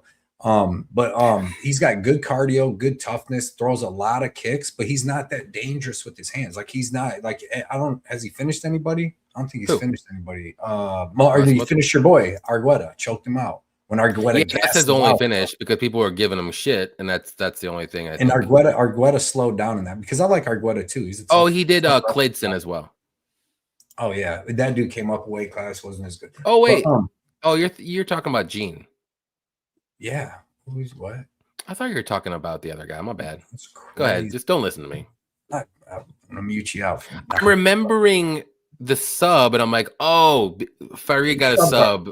It was Clayton instead. Yeah, no, he subbed Argueta, but it was after Argueta took him down like 9 times, and first 9 minutes of the fight, and then he got him right at the end. And he was like 1 second away of surviving too. Yeah, the end. I believe it was the end of the second. So I had Argueta in that bet. Yeah, but he's good cardio, throws a lot of volume if it just stays on the feet, but can be taken down, fights kind of close and is not too dangerous. Farid Basharat, I wasn't as high on him as Javid when they first came in. Me either. But this motherfucker changed my whole mind. Like he's fucking good. He's got way better wrestling than Javid, but he's got really good wrestling, really good jiu-jitsu, really good control, super tough. Just a freaking great fighter. Like, and then his striking, like you've seen against Chris Gutierrez, has improved the shit ton. So when you add in his striking, which is probably always good, but he just really didn't want to use it. But excuse me, when you add in his striking, with that grappling and just his cardio and toughness, I mean that win over Taylor Lapis is a fucking great win. That dude's hard to beat because he don't really do nothing, but he's got great takedown defense. And Farid was able to take him down and score on him on the feet too. His win over Blackshear was a freaking good win. Man, the dude's just good. And I think he's just going to keep getting better and better. And I see this dude being a top 5 guy at this division, especially they're top 10 for sure. Yeah, they're working him up the division slowly and good. Bantamweight's good though. Man, They damn, are, that's but a good. lot of them dudes are starting to age out, and I think they're going to start to be like a weight right. out. They're going to go up to 145 or whatever. It's just crazy. Like if you actually look at the bantamweight division, like you would think a lot of them should be like almost 40, but most of them like in their like early 30s. You're like, damn, they still got like 3 to 4 more years that are good fighting. Right, but you got to think though too. Them fuckers got to stay at that 135 forever. Yeah. I think there's so many people, like even O'Malley could probably be well, he can't wrestle, but at 145 he'd probably be really good. Even Sandhagen, because they're so big. But yeah, I like Basharat here, man. I think that he can strike with him and land some big strikes, nice kicks, and not get hurt. And I think he's going to be able to be seen with Argueta. You've seen with even Miles Johns. Like I think that he'll be able to land some takedowns, and he's got excellent jiu-jitsu to actually hold Matsumoto down. He doesn't finish him, so I love all overs in this fight. It's probably set at something crazy. I haven't looked, but it's probably set at like minus 250 or something crazy. Oh, even crazier. Is it? But yeah, keep going. Is it nuts? Okay, but how nuts do you think it is? Go. Honestly, with these fucking two, like Matsumoto's not getting finished, and he ain't fit. Probably minus 400. I swear to God, minus 410. All right, I swear to I've been, bro. Half of these fights I haven't even really looked at. Like I've looked at the fights, but I've been doing. I will say though, if you are going to bet an over at minus 400, this is a good fight to do it. Yeah. Yeah. If you want an easy parlay piece, I think this is over. This is the over to do for sure. Right. But yeah, man, give me Basharat. I think that the striking is going to be pretty even. I think the cardio is pretty even, but I think the grappling advantage is going to go to Basharat, and I think that he clearly wins 2 rounds. Like it could easily be like 2-1. But I like Basharat a lot here. The line at like minus 275 seems wide, but I think the grappling is going to be the big difference in it. You know, like I thought he just lost to Miles Johns with Matsumoto. So give me Basharat by decision. Yeah, I'm also going to go with Basharat as well. Basically everything you said. I think Gene's very good though, and I do not like this line. These are both 2 top, like in 4 years, these are both 2 top 5 or 10 guys. Top 10. I will say what does intrigue me, a bet that I do like in a way. I'm probably not going to get around to betting it, but if you want to try to find a line that's closer to plus money, Matsumoto plus 3.5 spread. I think he can win 1 round. I think this fight will be close. What's close enough? It's minus 135. Which is crazy because he's like plus 230 to win. Usually he's like if you get like a plus 200 or more, your plus 3.5 spreads probably plus 105. But they know this fight's going to decision because like Matsumoto's not going to like sub or knock out Fareed unless something crazy happens. And it's like Fareed to probably win the first 2. A little bit in the third, you know what I mean? Just like not get finished, maybe try a couple takedowns, get out struck a little bit. Yeah, but the thing about this spread though, and I got boned doing this in the first card of the year because I had plus 3.5 spread against Arnold Allen, and I clearly thought he won round 1. But when one judge, there's always one judge that just doesn't see the fight right. And they fuck Vegas, you over in those plus 3.5 spreads. And this is a fight that I think that can happen. So be careful if you do the plus 3.5 spread, even though I said that could be an intriguing bet, which is why I'm not betting it. I can see it happening the same way. But I am going to go with Basharat again, like I said. I do like the wrestling upside for him. That's how he wins this fight. On the feet, I think it could be very close. But the wrestling is where it's going to be the magic for Basharat. And he probably wins 2 rounds and he's going to win 29-28. It could be a split too, but it's going to go on the Basharat side for sure. And I like Gene. I think there's a lot of talent there, but this is just kind of not a great fight. It's a super because that's why I don't like the money line fight or the money line on this. Basharat's 28. Matsumoto's way 26, man, right? 26. He's been in the UFC like what 2-3 years. These are these dudes when they're both 30 are going to be in the top 5 or 10 for sure. If Gene had better takedown defense, I would bet this line all day, plus 200, whatever it is, all day. But I know Gene's going to get taken down. I don't want to say easily, but at some point in the first round, he'll get taken down. and then he's going to get taken down easier and easier and easier, and that's what's going to happen. Like, it's not going to be a lot of striking, I don't think, especially the later the fight goes, more Basharat wrestling. And he could do it because he's got good cardio. He could do everything. He's got good striking. I just wish Gene had a little bit better takedown defense, and I'd be all over this money line, and I can't pull a trigger. I think if you want to, I don't hate it. I just can't, because I see Basharat winning this fight like 7 out of 10 times. Probably by decision every one of those times too, because the over is legit an easy parlay piece all day. Who wins? I might even play it. I might Who wins the Basharat brother fight, since they're both the same weight? I would pick Fareed all day. Yep. But the thing is like Javid actually does have pretty good takedown defense, so that would be a good fight, because I think that would be mostly striking. Maybe they'll never fight each other. No, but that'd be because Fareed's going to be in the top 10 and Javid's going to be barely top 15 if especially after Saeed Ninja chokes him. It's a possibility, but he's a smart fighter though. I think he's smart. Yeah. I mean, he gets hit, he gets rocked, he got fucking flatlined in his last fight, but that's what worries me a little bit. Get him, but he does have that wrestling and grappling he can use, and that's what worries me for Saeed in that fight. Saeed's about a wrestler. I don't think he is. His last name's Nurmagomedov. It's not the right Nurmagomedov. They say all them Nurmagomedovs can. They're not related somehow, but I think that's they're all related. They're all related. Sorry for all the Nurmagomedov lovers. Let's see. You are convincing me now. Betting you should. I think this is it should be better everywhere other than just like chaotic athleticism. Yeah, stuff. that's it. Like Walker needs to make this a dirty ass fight, and then maybe he has a chance to win, especially later in the fight. But other than that, like Jacoby hasn't beat everywhere except age. It's just, and then like Walker's gonna beat some people.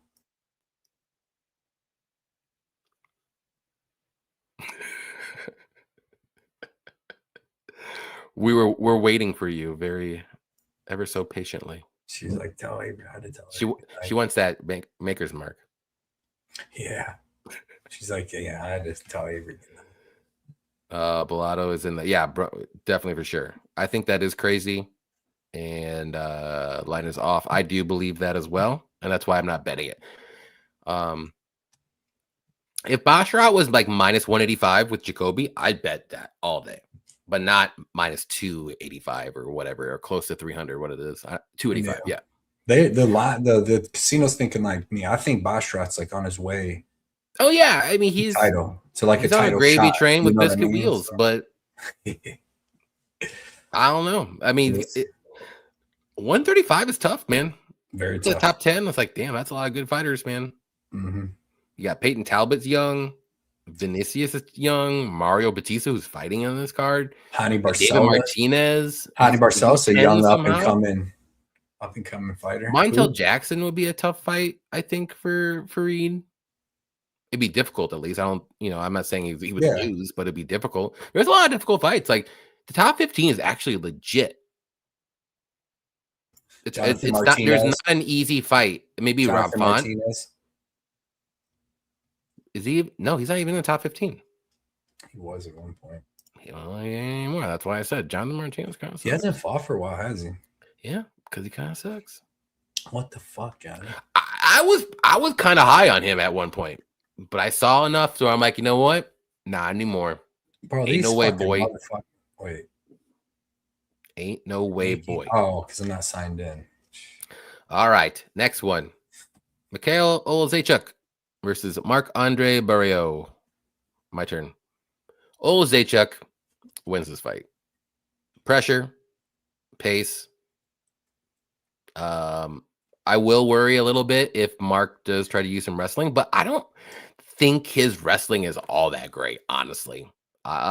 He's more the same as like Olazechuk is. He's more of a pressure pace guy. He likes to push forward, but I don't trust that chin.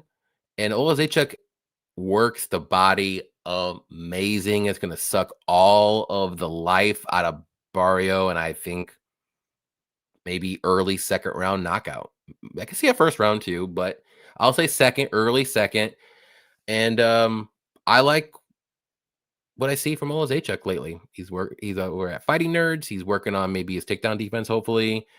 I don't think he has to worry too much about takedowns here.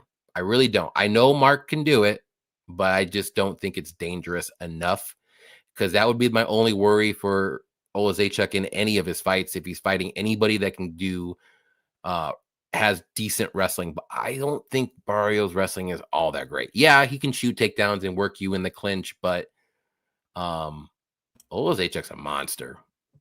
And here's another one. Who do you think's better, McCall or Cesar? Olizechuk. They're brothers. Cesar. I think so too. The younger brother is always a little better. He's got the grappling. Isn't that crazy? It's always like the younger brother. But I do really like Olizechuk's strike. McCall's strike. Oh, yeah. Well, he's gonna have better striking than Cesar or whatever. But yeah, dude. Yeah, but I still would pick Cesar is the better fighter overall. McCall's probably been beating his ass his whole life though. But yeah, I am. This is probably my most confident pick of the card. And the line, you hopefully should have got it early in the week, because right now it is -500. And I think it's a little crazy. I think it was perfectly appropriate at -300 earlier in the week. But now I still think he wins, and he probably should win by knockout. So you maybe go that route if you want to. If you missed the money line, what do you think? Yeah. I mean, minus 500 though is crazy to me. It is crazy. Been finished 7 times, so that's tough. Most of them are by sub. Yeah, but like he's improved though a ton. Yeah, well, has he? Or just I think he has. Has he not fought? He just. I mean it's the grappling issue. It's the grappling, right? That's what I'm saying. We don't know if he's improved. He hasn't really fought. Besides, Mearshart's a grappler, but he's so slow. There's no way he just would die. But kind of say the same thing with Mark. Yeah. So, but like, well, Mark don't wrestle. He clinches you down, beats you up, and trips you in the clinch and all that. But his clinch is fucking nasty. Problem is he got to get there, and he's going to be so much slower than Olejniczak in the first round. And like, can he survive that? Which I mean, it's like Olejniczak doesn't really gas out on the feet though. Yeah, no, I mean he can slow down a little bit. A lot of his fights don't go to decision. Yeah, but this ain't gonna be like if Barry Oates makes it past the first round and a half, this ain't gonna be just there standing at range striking. Barry Oates gonna get you in that clinch. He has a really good clinch and really good clinch striking. And if he can land some takedowns, but like especially outside of the first round, because that's what he does. Barry Oates the power bar, I believe is the nickname, and he just keeps going.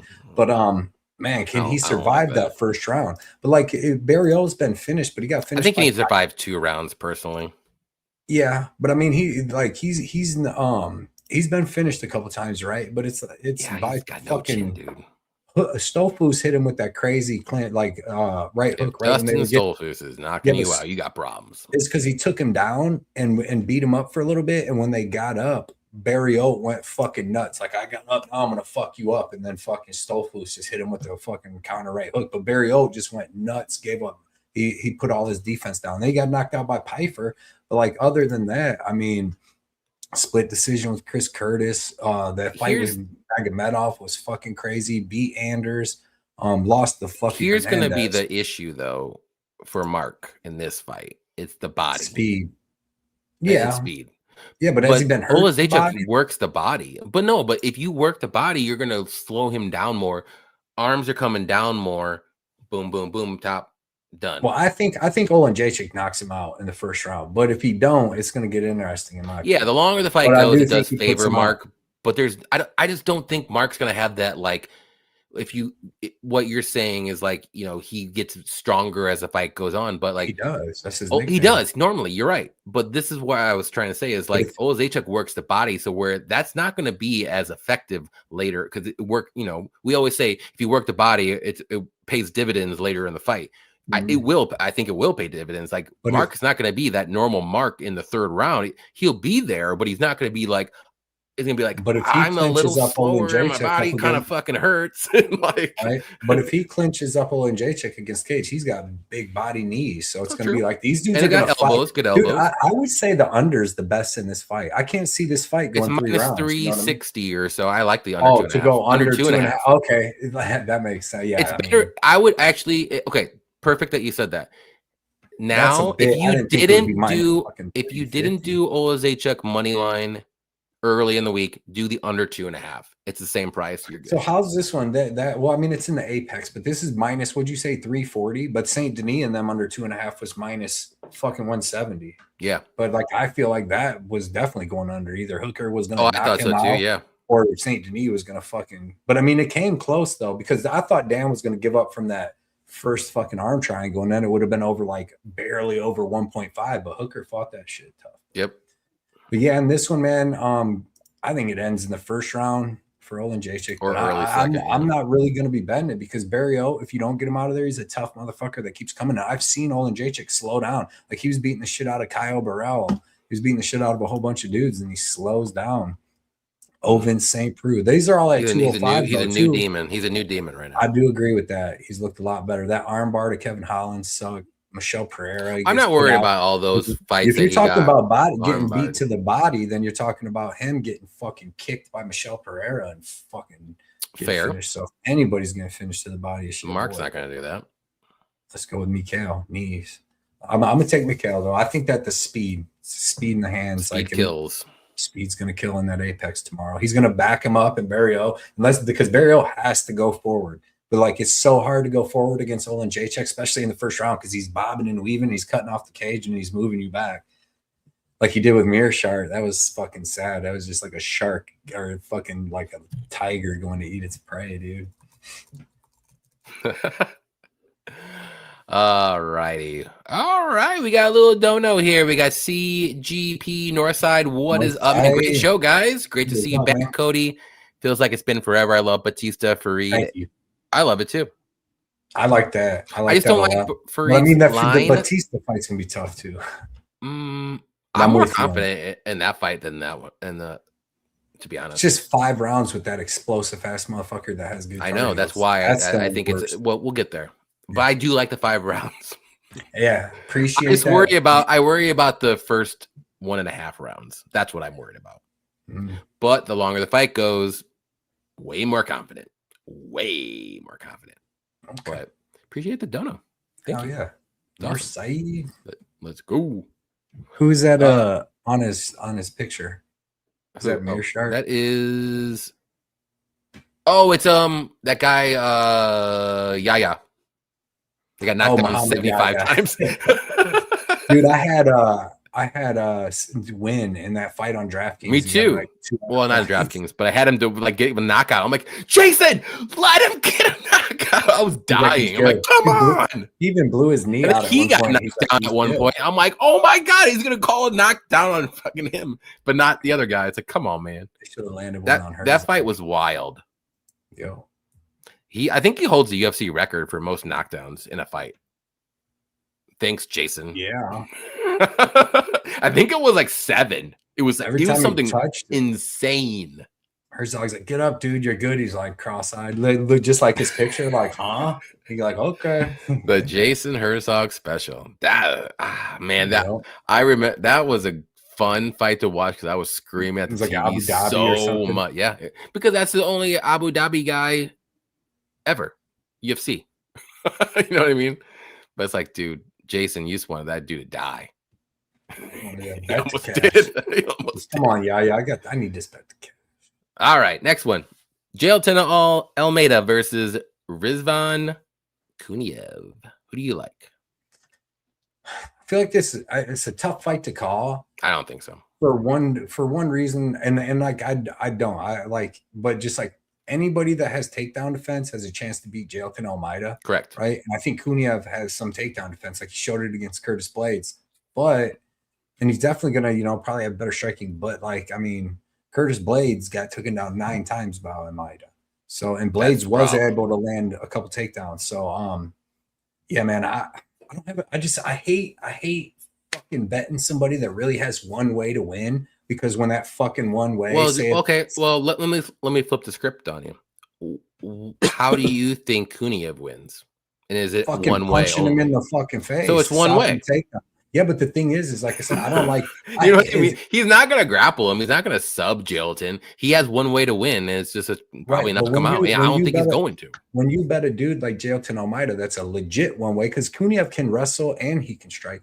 But like in Jailton's striking looks a little better. He just don't trust it. It's a good one way though. But the thing is like if you bet a one way guy like that, and then like Almeida comes out like he did against fucking Blades, takes him down like 6 times in the first round, but Kuniev's getting up. Then he comes out in the second round, can't land a takedown. You're like, fuck, now Kuniev's going to beat him up. That's all I'm saying. I just don't like when it's a one. Like you got a striker that has no grappling whatsoever. Well, do you think Almeida beat Volkov? Like, do you think Almeida beat Volkov? Be honest. Be honest. No, I mean, I don't know. No. Be honest. Wait. Be honest. No. Yes, yeah. I was trying to think. Dude, when you said that in my brain, I went to Volkanovski. That's why I was like, okay. Yeah, you said that, and I'm like, what? Sorry. And then I'm Almeida versus Volkov. Only because of damage. If you're gonna fucking score on damage, no. We don't. If I were judge and they tell me I got to score on damage, I would have scored Volkov. No.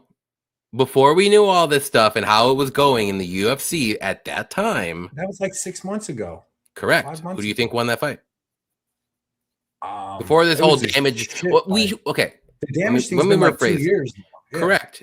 Damage should have been key, but it never was scored like that until that fight. It flipped for some dumb reason. Almeida did only because he did no damage, and anytime it was striking, like even in the third round was the weakest round of all of them, but he like landed some knees up against the cage, and I'm only saying that based off the stupid ass Bulgarian one with Rodriguez, but that don't was even the same get me started. You're gonna start something right now. Damage. You got to do some damage. You got to do damage. Like that should have been a draw. Bulgarian won that fight too.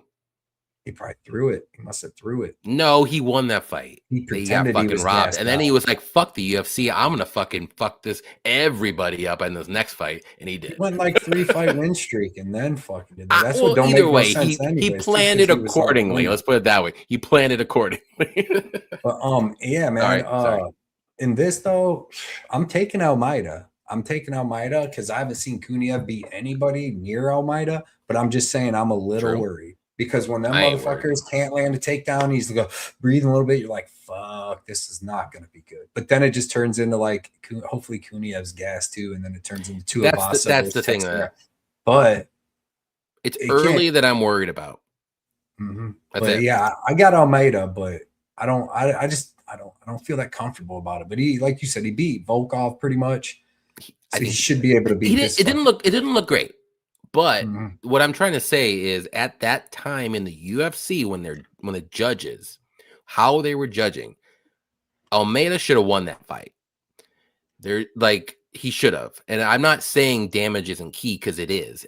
But the judges weren't judging that way at that time, except that fight, for whatever reason, they like flipped the script on everybody, and everyone was like, what? Wait. Well, okay. But they were like confusing themselves. Like, wait, but they are right. Why aren't they doing this now? But Almeida should what? Like I was even confused. I'm thinking to myself, like, I get it. It makes sense. Shithole fight too, though. It was a shithole fight. They should have just been a draw and been like, don't fight like that. But it just randomly like popped up out of the atmosphere, and you're like, what the fuck is going on here? There's also like just the possibility that fucking Almeida takes him down and chokes him out. You know what I mean? He might not have to go all 3 rounds because he is that good on the ground, like we've seen against like Spivak. It's like a Mora fight. You know what I mean? Eduardo Mora. They've been training together and they're on this card. So, but yeah, man, give me Almeida. But I'm gonna you hold your breath, like you just hold on a guy that you know is cardio. I'm worried about the first 2.5 minutes. That's it. But like you said, Volkov would beat the shit out of this dude, or Volkov would beat up. Oh yeah. So give me Almeida. Yeah, I'm on Almeida. I like the line. I know he is on kind of short notice. Yeah, that's what I was going to just say too. But I don't think that's going to matter because I don't think Kuniev's cardio is all that great, and Almeida is going to be good for 2 rounds at least. And especially if Almeida gets takedowns early, it's going to be night and day. Hopefully Almeida does a little bit more, but we are in Vegas. We're not going to be in Abu Dhabi or wherever they were when Volkov and Almeida fought. I don't think the judges are going to be a little bit crazy. So yeah, I just think Almeida is probably the best wrestler in the heavyweight division right now. Let's be honest. Yeah. Right now. I'm not saying Johnny Bone Jones. I'm not saying in the past. I'm saying right now. Right now. Give me a better wrestler in the heavyweight division. And grappler guy. Curtis Blades. He doesn't wrestle anymore, dude. I mean, I said right now. I don't know. There isn't. That's the problem. Hokick, Josh fucking Hokick. Okay, but he's like number 30. Well, maybe 25, 1. maybe 20, actually. Soon to be number 1. Number 1 in everyone's heart. Crazy, though. Yeah, that was crazy what he did. I can't believe he destroyed. Dude, if it was Hokick versus Almeida, that would be wild. I mean, that might happen sometime. It might. Fight. And you know what I would pick? I'd pick Hokick. Really? This early in the game? All right. Okay. Well, by the time that they fight, because if he don't get taken down and get choked fights out, he's going to keep getting up. Dude, that cardio, dude. The cardio, he can kill Almeida. Dude, when he's a good takedown defense too, and I think Hokick would shoot first. He's quicker. He's quicker. You might see that someday. Tied to. But anyways, yeah, give me Almeida. I'm gonna say he wins. I'm gonna say inside the distance. I could see like a ground and pound early or a sub, but yeah, I could see it go. I just would play the money line personally, just to be safe. I could see him win decision too. The longer the fight goes, I think it does favor Almeida. I'm just worried in the first round if Kuniev hits him with something that's going to rock him and then he can't recover from. That's the only thing. After the first round, it's Almeida all day.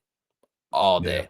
Yeah. And I just don't. Kuniev hasn't fought a grappler like this, and I think he's the best grappler wrestler in the heavyweight division, right? It's a tough call coming off fucking Contender Series, dude. Going to fucking Curtis Blades and then Jailton Almeida, which I thought Curtis Blades won more clearly than the split. Let's be honest.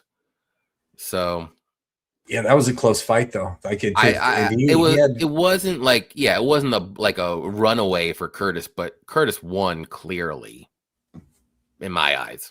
Not like a 30-27, but a clear 29-28.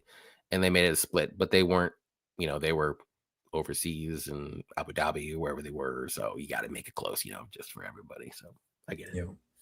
We're in America now. So different story. And a free, baby. Saba likes Almeida. I like it. Matau, what's up, man? He said, who got all the Technodrome art? That is Cody. Blood money, baby. Let's go. I like it. Got some stuff. I got a bunch of stuff. Shady's like, I bet Volk, and he won. Hey, he did win. You're right. Lay and pray, baby. I had Volkov too to win that fight, but like I said during the fight, Almeida's tough. It's a match. I mean, he is a versatile striker. I just don't think he's going to be a versatile. If he starts stopping the takedowns, he's going to fucking finish. He could do it early. He could stop it early, not late. Not after 2.5 rounds. 2.5 Volkov, when did Volkov switch up on fucking Almeida and fucking reverse him and just start pounding him out for a second? He almost finished him in that second. I think it's the second, right? Yeah. I'll give Kuniev credit. He is fighting good guys. Like he's stepping in, he's fighting good guys. Like it's awesome. And he's not bad. He's not a bad fighter. Like I am very I like to say people are trash cans, let's put it that way. And the heavyweight division is usually one of those that I like to say. He is not a trash can. There are way worse fighters. Way worse. He's good. He should have beat up like who's came off the Contender Series and ever fought two top, basically 5 guys that like to 10 guys. But Lewis, there are Blades. Has he fought for a title? Can't even remember now. He just Ngannou always killed him. Not a title, I don't think. Him and Aspinall. No, Aspinall fucked him up in the that wasn't the title fight, unfortunately. We watched him down in Columbus knock out Dawkins. Should have they robbed us of some fights on that one. But they robbed us of a main event. Yeah, but yeah, we had Prime Blachowicz Blachowicz versus Prime Rakic. And then they started getting injured. I don't remember who got injured in that fight. One of them did, obviously, but I think it was Jan, if I remember correctly. Either way, I was like, man. And then they were never the same after that, both of them. Jelton should have beat Volkov, and Rizzo should have beat Blades. I agree on the first one, not the second one. But I get it. They were both close fights. Should be more aggressive. Yeah. Yep.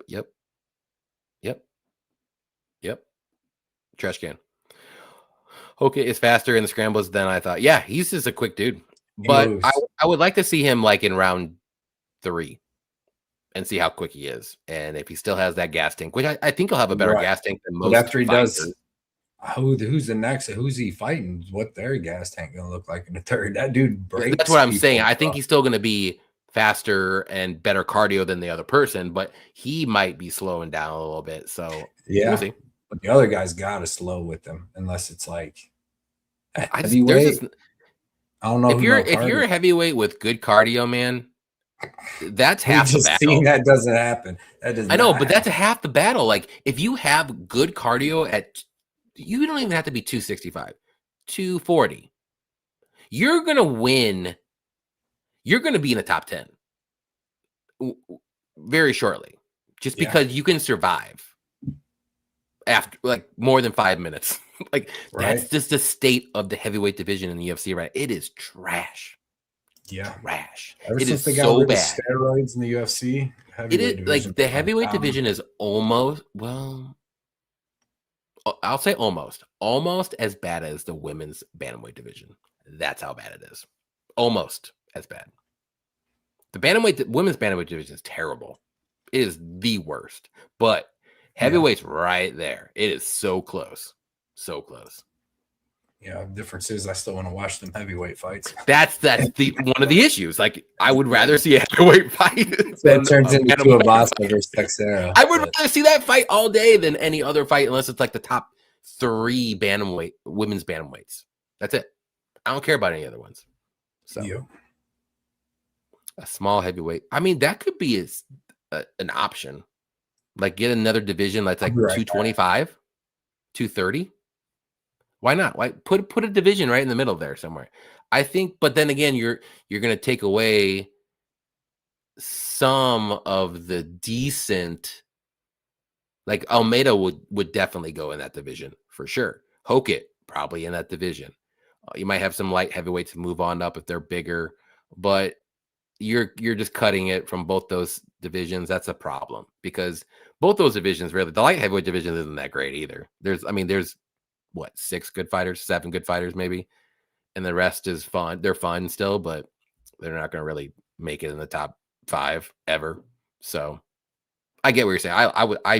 They just need to find bigger guys, I guess, and just promote more and bring them in from wherever. Just get more bigger people and bring them in and let's go. Why not? It's only going to add more entertainment. So add another division, 235, 240. Great. Go. Cody's gone. We're going to move on up to the co-main. I'll go ahead and say it again. If you haven't hit that like button, please hit the like button for us. And there's Cody. We are at the co-main event, and it's going to be Amir Albazi versus Kyoji Horiguchi. I believe it's my turn. I love me some Horiguchi in this fight. What do you say? Wang. No, Horiguchi. Dude. Okay, so I know he was in the UFC before. It was a while ago. It was before I started watching, I believe. And his last fight he was amazing. And if he even remotely looks like that again, I mean, Albazi's good. I don't think he's that good. Horiguchi is top 3 good, I think, in the flyweight division right now. And he's super quick, good striking. He's got good takedown defense. I don't think Albazi's going to be able to shoot on him unless he times up a perfectly good takedown on him. He's going to be quicker on the feet. Albazi's a solid striker. He's durable. He hasn't fought in a while, but I believe it's been about a year, a little over a year. But Horiguchi 35, but he doesn't look like he's 35. I'll tell you that. He's fucking quick as hell. And I gotta go Horiguchi. He's just gonna be too quick. And better. I think he's got better striking, quicker striking. Goes to decision. He wins this one. What do you think? Yeah, both these fighters are obviously good fighters. They're freaking top 10 guys. There's one better. Yeah, Albazi, man, he looked like his career was taking off. I thought he lost to Kai Kara-France back in 2023, but then I can't remember what he had. Because I had a Kai Kara-France bet. Yeah, right. Me too. And dude, it was for like DraftKings and everything, and a lot of. But something happened. What do you have? A back injury, neck injury, like something? I think it was a neck injury, something like that. Yeah, and he was off for a while, and then when he came back against Brandon Moreno, man, he did not look like the same fighter whatsoever. I mean, he got smoked every single round. Say what you want about Brandon Moreno. Brandon Moreno is good unless he doesn't have to grapple against a really good grappler. He's definitely good. That was about like a little, like what, 17 months or 15, 16 months ago. He's done some grappling. He lost to Jafalo Filo in grappling, and then grappled another dude. So he's probably getting in shape and just getting used to back to fighting. So I expect him to be better than he was against Brandon Moreno. But he's going against Horiguchi, man, who is fucking great everywhere. Like, he's so fast. He's so good at mixing in all this stuff. Dude, I lost so much money. I was at work watching that shit when he lost to Anthony Pettis, fucking Sergio Pettis, and he was mopping the floor with him, beating him every single round. It's like the end of the fourth round, he gets hit with a spinning fucking elbow, a spinning back fist, and put out. Killed me, dude. I was just watching, like, that Sesley, dude. Like, Horiguchi was fucking doing even more than that of coasting, because he was just like he did against what's his nuts, Ulanbekov, just mixing in the grappling and all that. He's gonna have the better wrestling. Albazi has good grappling, but it's not like if he just gets on top of Horiguchi or takes his back, he's gonna submit him. You seen he wasn't even able to submit Kai Kara-France or none of that. Did you just hiccup? No. Oh, I thought I seen you like, I'm like, damn, did you get that? Oh, but, I can crack my back when I do that. That's why I did it. Okay, it's like, so my bad. But it's like a little thing. I don't know. I do it every once in a while. It's weird. Right. Well, Albazi's good, and like I said, he's well rounded. But man, like Horiguchi's speed, all that. I think he's better everywhere other than just like straight up jiu-jitsu, and that's still up for grabs. It's not. But you can't. I don't think he's gonna be able to get him down to do that. No, Horiguchi's gonna be the one fucking getting the takedowns. If anybody, I like Horiguchi here a lot. I think the injury hurt Albazi a lot. And I think even before the injury, he's not going to beat fucking Horiguchi. Horiguchi's like fucking Kai Kara-France on steroids as far as being able to strike. He hits hard as shit. He's a way better Kai Kara-France. And then he mixes in no grappling. offense to Kai Kara, but no, Kai Kara is awesome. It's just that he don't mix in grappling and do it, but Horiguchi does. Horiguchi's so much faster too. Shout out Shady, because Shady put that parlay up last week. Yeah, he put that up last week. That he had that with Horiguchi with minus 220, 245, and he already got one part of it covered. So love it. But I handle Moreno easy too. Money. Yeah, but I like Horiguchi here a lot. I think that he dominates wherever this fight goes. Yeah, this is one of the minus 400s. If you want to say he's minus, what is he? Minus 355 or whatever. It came down a little bit. This is an easy parlay piece, guys. I honestly thought Horiguchi was maybe going to get, since he's new, fresh blood, was maybe even going to get a title shot next. Well, if things worked out correctly, which they didn't. Oh, with your boy, Who was I listening to? I think Moicano fluke ass injury, bro. Yeah, Moicano or somebody. I can't remember. Somebody. I don't think, maybe it wasn't, but somebody said that Horiguchi was fucking by far the best 125er at American Top Team, and he's training with Pantoja. Was it Pantoja? I think maybe Pantoja said that. I don't think he said that. There ain't no way he said that, but somebody said that. I love me some Pantoja. But yeah, you get him in a real fight. He wasn't alive. Charlie wasn't alive, dude. Pantoja would be number one in an instant. I was so mad, but yeah, no, that fight sucked ass, dude. I was honestly, that wasn't that the co-main, right? Yeah, that fight where he got injured. Because I was like, I don't even care. Weird. The next fight I don't even care about the rest. I don't care about the main event. I don't care. I'm done. It was I was sad. I didn't mean to bring that up. I forgot. But you don't bring that. You don't bring that shit up.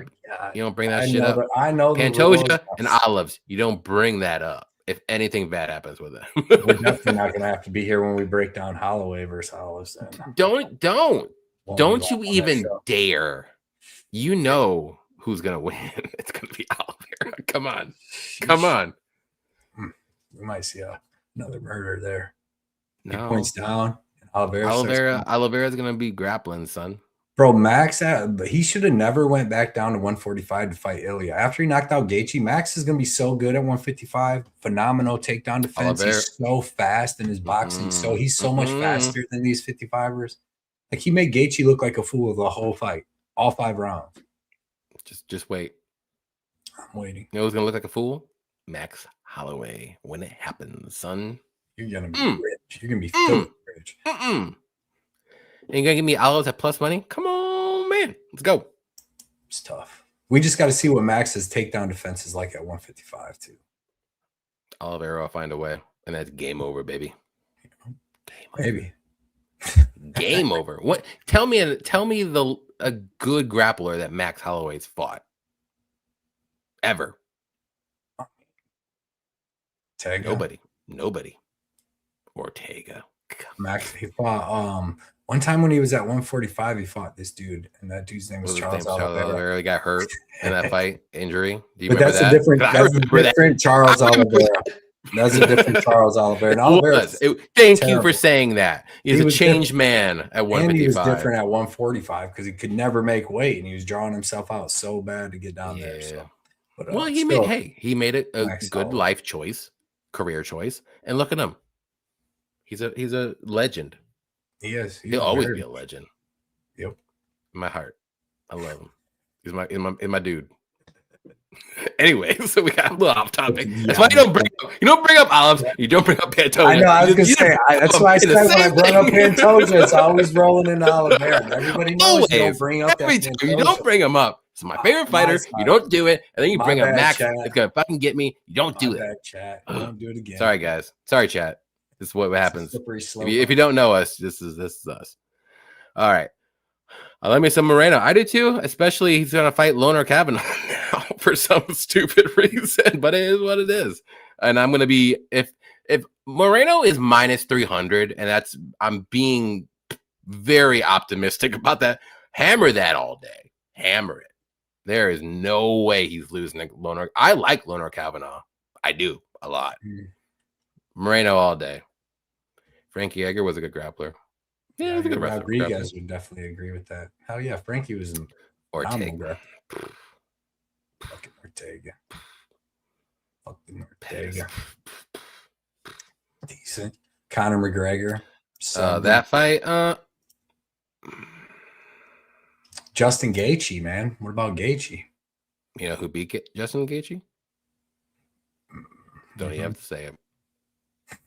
Anyways, with this fight, who brought that back up? As much as I hate to even say it, Evloev probably wins.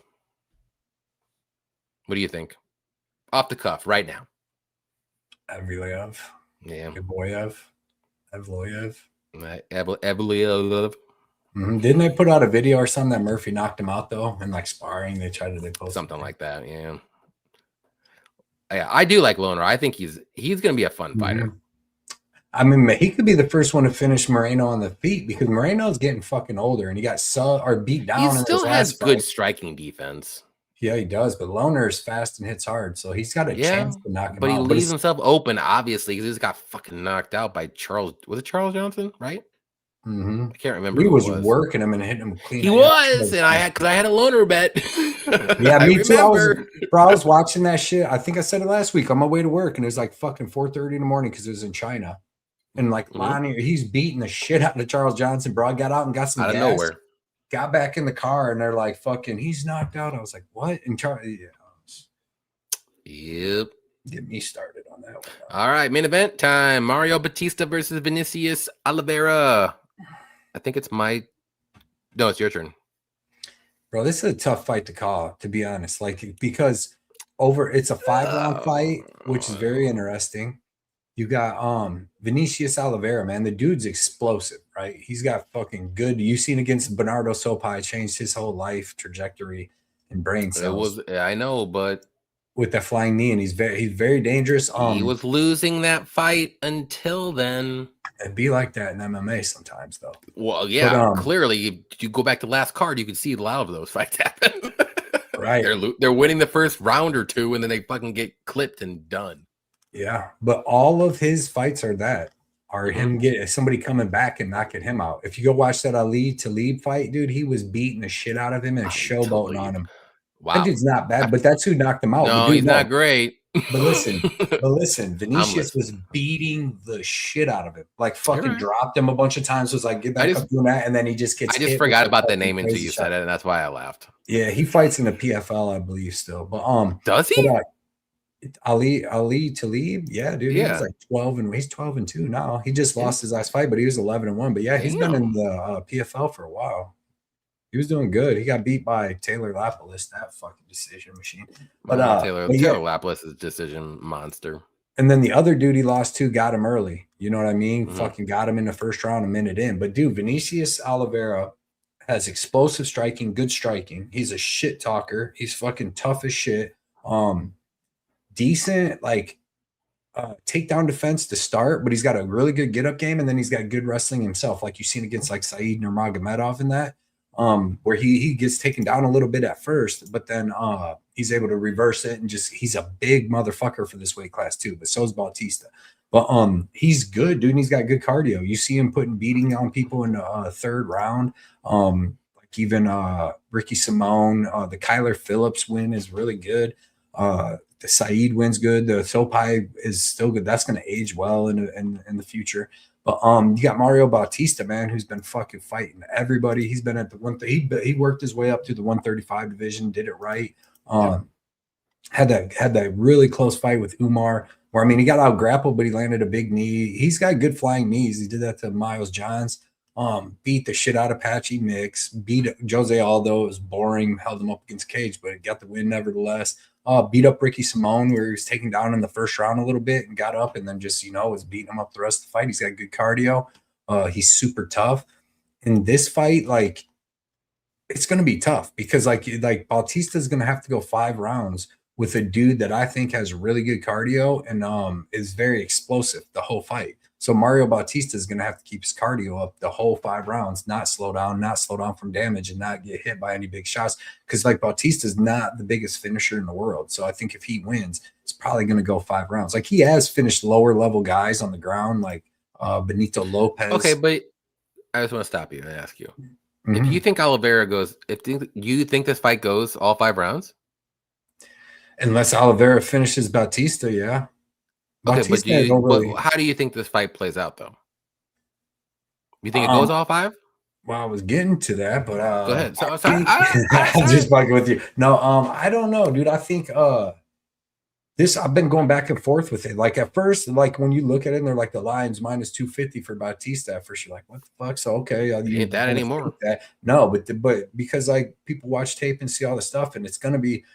Bautista, if he was way more of a finisher, because like we said, what the dude has been called Oliveira. Can finish, but when he got knocked out, it was showboating, dude. Like he literally was beating the shit out of that dude. So this dude's good. Like Oliveira is really fucking good. And the only reason that he wasn't getting that respect is just because Bautista's ranked and he's fought some more people. But like, who has Bautista really fucking beat? He beat Aldo, but he held him up against Cage. Patchy Mix is not that good. He beat Simone, Blackshear, Gito Canetti, Benito Lopez, Brian Kelleher, Jay Parent. I mean, so his losses aren't bad. His only bad loss is against Trevin Jones. He just got caught. I lost on that. But if you go look at Vinicius Oliveira, he's got some decent wins. I mean, he beat Kyler Phillips, which is a fucking good win. He's beat Ricky Simone. He's beat Saeed Nurmagomedov. Bernardo Sopai, some wins outside of the UFC. Bautista lost his debut against Corey Sandhagen. Yeah, he caught Sandhagen before he got submitted, though. He hurt him. But and that Trevin Jones fucking was terrible. I lost a bunch of money on that. But dude, he got caught. And Trevin Jones got hit like a truck. Right. But I'll give him that one. It sucks, but shouldn't happen. It should at that fight, he would win that fight. He was winning it before that happened. Yeah. It's just a sick uppercut out of nowhere. It fucking happened last card against Soleil. I'll say it right now. Fucking cruising and got fucking just caught. Yeah. Happens. Man, dude, like this is like the toughest fight I think to pick because you got to think is Bautista. He's got to go 5 hard rounds, right, and be able to grapple. Because like, is he like he's got good striking, but is he? I think he needs to go 2 rounds and he's fine. To what? I think he needs to go 2 rounds and he's fine. Ooh, Bautista. Is it only a 3-round fight? No. I don't know. What? I think I'll go ahead and say what you're saying. Oh, all right. I'm just saying I think he just needs to survive 2 rounds and he's fine. I think Oliveira's got crazy cardio, and I just don't think that Bautista. I don't think he's got crazy cardio. What are you talking about? I think he does. He looks good in the third, bro. Against Sopai, shit. Listen, against Sopai, he got worked the first like 9 minutes of that fight, controlled on the ground, and then Sopai gassed out. That's why he got fucked up. Because that was a short notice fight for him. Yeah, but he grappled that long and he got gassed and then he got beat up. But it showed that Oliveira can take that grappling, get beat up. Yeah, but Oliveira was on death's doorstep as well. He had to get that flying knee out of nowhere. And it fucking won him that fight. But I'm saying in a 5-round fight with Bautista, if Bautista comes out and just grapples, Bautista has way better cardio. We'll see, but he's got to dodge that all 5 rounds. Better cardio. I don't know. Go ahead. Dude. You make a pick. I'm sorry. I don't want you to go. I'm not gonna lie. I didn't really make a pick on this fight like all week. I've been looking at these with DraftKings, but I haven't even like the last 2 days. I haven't even go with your heart or balls or gut. No, whatever you want to do. I don't know. I mean, you've been hyping up Oliveira a lot. I'm just trying to bring it back down a little bit. Myself into him. I mean, because whatever you feel. I just want to bring you back down a little bit. I'm going to take Bautista, but it's not going to be easy. No, because I never had a pick. I was just explaining both guys. I'm just messing with you, bro. But I think, I don't know. I just think that like as long as he can keep it, he doesn't gas himself out grappling. He does what he basically did with Patchy Mix, but Patchy Mix fucking striking sucks balls. Like, dude, Oliveira is dangerous as fuck. So 5 rounds of that's tough. I don't know. Like I said, I'll take Bautista, and I'm hoping that he doesn't really grapple much and he's able to stay composed. And when Oliveira strikes, he counters him. But like, you can't just get into a bunch of exchanges with Oliveira and stuff. I don't know. Oliveira is tough as shit. So, are you at a low confidence on this one? Lowest of low. I think that I like honestly on this one. I think it's tough as shit to call. I'm gonna go with Bautista. I'm going with Bautista. I am at a medium-ish high. And it's because of this reason. I think he has 5-round cardio. I don't think Oliveira does. And I'm not saying Oliveira is going to gas out and quit in round 3 or 4 or 5 or whatever. It's just I've seen Mario put a pace and keep that pace and keep it for 3 rounds. And he's looking good. Like I've seen Oliveira slow down after a round and a half. But that round and a half is going to be very dangerous for Mario. And that's what I was saying. If Mario can get to round 3, whether he wins 1 and 2 or doesn't win 1 and 2, if it's 0 and 2, I still think he can win that fight because I think he can win round 3, 4, and 5, and possibly maybe get a finish depending on what happens later in the fight. I think it's early for Oliveira if he gets a finish. I think it's later for Bautista if he gets a finish, and if it goes to decision, I'm putting all my money on Bautista all day. So it is going to be a fun fight. Don't get me wrong. I think both these guys are very good. They both have very good striking. I think Mario has a little better grappling, but other than that, and better cardio. I think they're both pretty durable. They've both been knocked out, so I can't really judge one or the other. Both are pretty durable. Right. It's just the cardio and the pressure and the pace is going to be for 5 rounds. Bautista has that 5-round cardio and pace. I just don't think Vinicius does at this moment. And like I said, if this was a 3-round fight, I would pick Oliveira all day. But I just love the 5 rounds on Bautista. I like the line. I think it's good. It's even better when I think now than what I bet it. I'll be honest. And I get it, and it's fine. I don't hate anybody picking Oliveira because he has the opportunity to win this fight. He's super dangerous, but he gets a little sloppier as the fight goes on. That's my issue with him right now. I'm not saying he can't fix that. That awkwardness though of how he throws from weird, it's true. It can catch him. You think Oliveira's trying to go through that whole camp over there? Is it the lab or whatever it's called? because he just beat Kyler Phillips. Kyler Phillips has 0 gas tank. We saw that. But I'm saying now he's fighting Bautista, and then who would be after that? Bautista has way better cardio. Oh, I know what you're saying now. I know. And then he goes to Sean O'Malley. I mean, it's the progress. It's next. The progress up the gym. It's like Karate Kid over here. Yeah, but I don't want to say super confident, but I feel confident in Bautista. And you think by decision? By decision, or you know what my favorite bet is? You know what my favorite bet would be, and I'm gonna look it up right now. Is Mario Bautista round 4 or 5 or decision? I don't know what that line is. I'm gonna look it up, and if it is close to plus money, which I believe it will be, I'm making that bet right now. You say 4 or 5 or decision? 4 or 5. It's only on FanDuel when they do that crap. Let's see. Betting round. Man, this is a dangerous fight because we honestly right now, I don't know if we know how good Vinicius is yet, but it's dangerous. That's just the whole 5-round thing. That's the only thing that worries me. I get it. But we'll see. It's gonna be good. Totally get it. It's just the first 2 rounds I'd be worried for Mario. And if it gets past those 2 rounds, let's go with 1.5 rounds. I'm okay with that. I can't even find the bet that I'm looking for. Oh, here it is. Nope. I'll find it. I swear. Plus 140. 4 or 5 or decision. Yeah, I don't mind that. Love it. I think Vinicius can survive 3 rounds for sure. Honestly, I don't think Vinicius is going to get finished, but there is a chance. But it'd be in 4 or 5.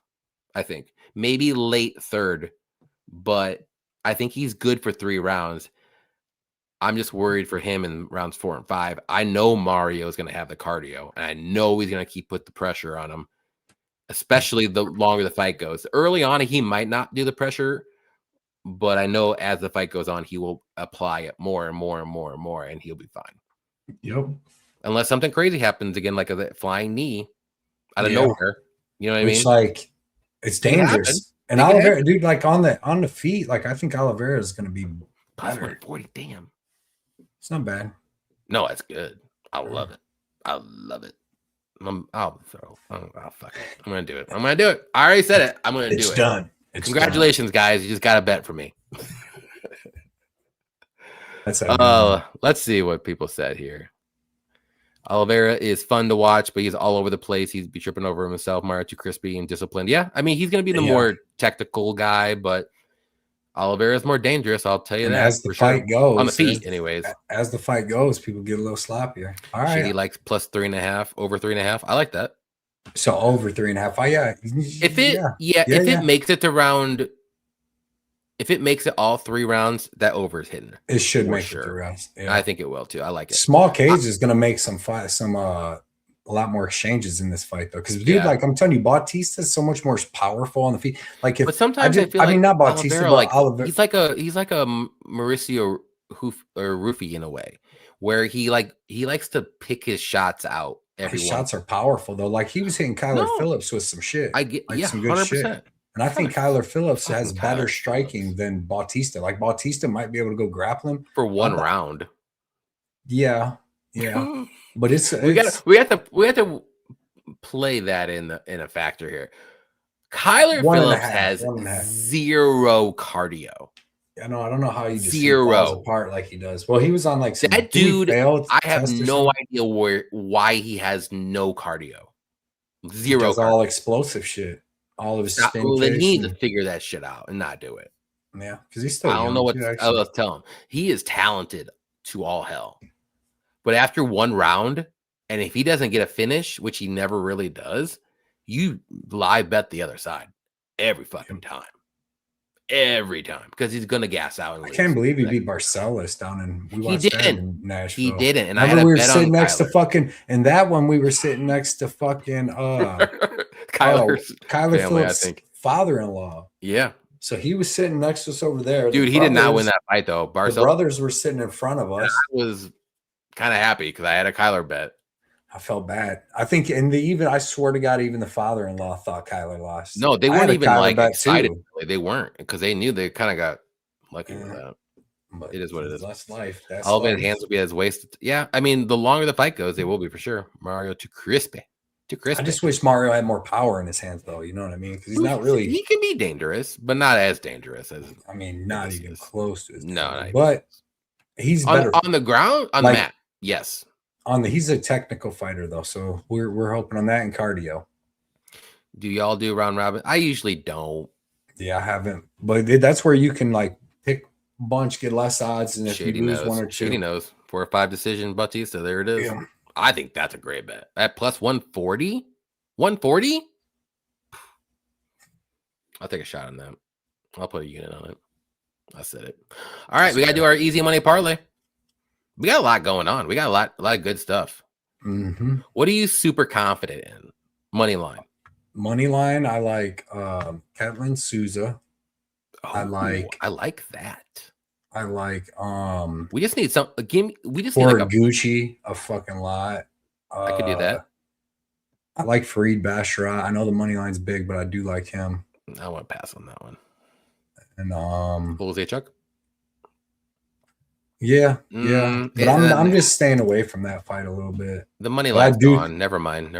It's crazy. Yeah. So you want, what is this, easy money? Yeah. I like Ketlin Souza unless you want to get easier than that. We're on Horiguchi. Yeah. I like that. I like Jacoby too. I like Jacoby. Souza. I like Danchenko. He's way up there though, like you said. We can just do Jacoby and Horiguchi at minus 103. I don't mind it. Or if you want to do, instead of Jacoby, Souza, that'd probably be plus money, right? Yeah, that's plus 114. Let's do that one. Are you more confident in Souza or Jacoby? Yeah, Souza, because at least Jacoby's fighting somebody more dangerous in Walker. Yeah, I mean, Bruno's not dangerous at all. No, and I think that I honestly think that where Jacoby's going to have a good fight and should win every aspect of the fight and it go like to decision. I don't know if he finishes Walker. I think the Souza should fucking beat the shit out of Brazil, kind of. And I think Horiguchi's going to beat up Albazi too. So there plus it is. 114. Oh, so. I am all over Horiguchi. I think I heard you were on Kong's Wang. Wang's Kong. I mean, I picked her, but I am not all over it. On Wang's Kong. I am not on Kong Swing.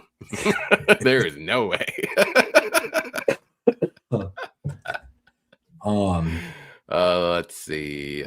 Horiguchi Souza. There it is. Okay. Let me get that in this chat here.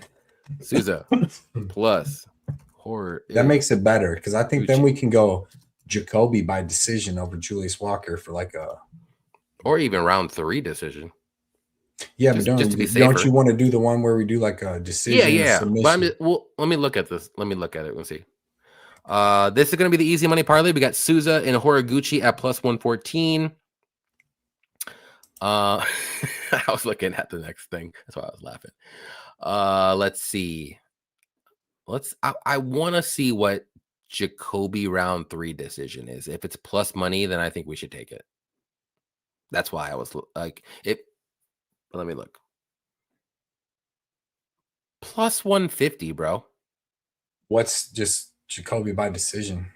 That's in plus 150 for round 3 decision for that. That's insane. Walker's durable though, dude. That dude was 225 Menafield haymakers and stuff. And but Jacoby don't really go for, but he does get finishes, but he lets them come to him. He'll beat up if you let him just stand there and beat up your lead. Though? Is Jacoby early finisher? I mean, he's not really a finisher. Is he only like a 2-minute guy, or is he like a no? Jacoby's a 15-minute beat you up over fucking 3 rounds. Usually, if he gets like in Kennedy when he knocked him out, or all right, hear me out. Hear me out. His last 2 fights, 1st round knockout, 3rd round knockout, 2nd round on this one, and his if I'm not going to go with his losses, but. He's been knocking people out. Actually, he should have won decision by with Menafield. He knocked out his last 4 wins. Kennedy in round 1.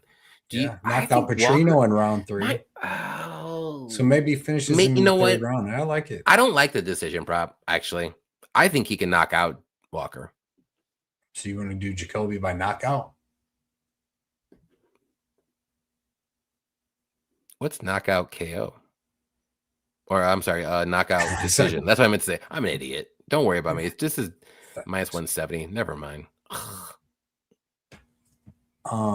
If we would do something, I would want to do like round 3 decision, just in case. Let's make a crazy one. Why don't we do? Let's do Cachoeira by knockout over Seguilla. We should just do Cachoeira. We can do Cachoeira by money knockout line. or decision. Knockout just money line. It's gonna be the same basically for money line.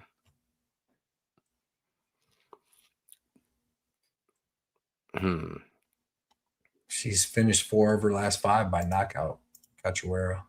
Yeah, I mean that's probably how she wins. I mean, I could see her win a decision though. She's gonna pressure that girl, and that girl's gonna be like this, and Cachoeira at some point is gonna hit her with an uppercut. Because she can steal around if she just knocks her down, which I can see her doing that.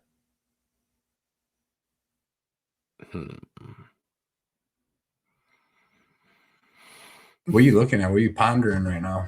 I'm looking at all the finishing methods for the fighters that we are agreed on.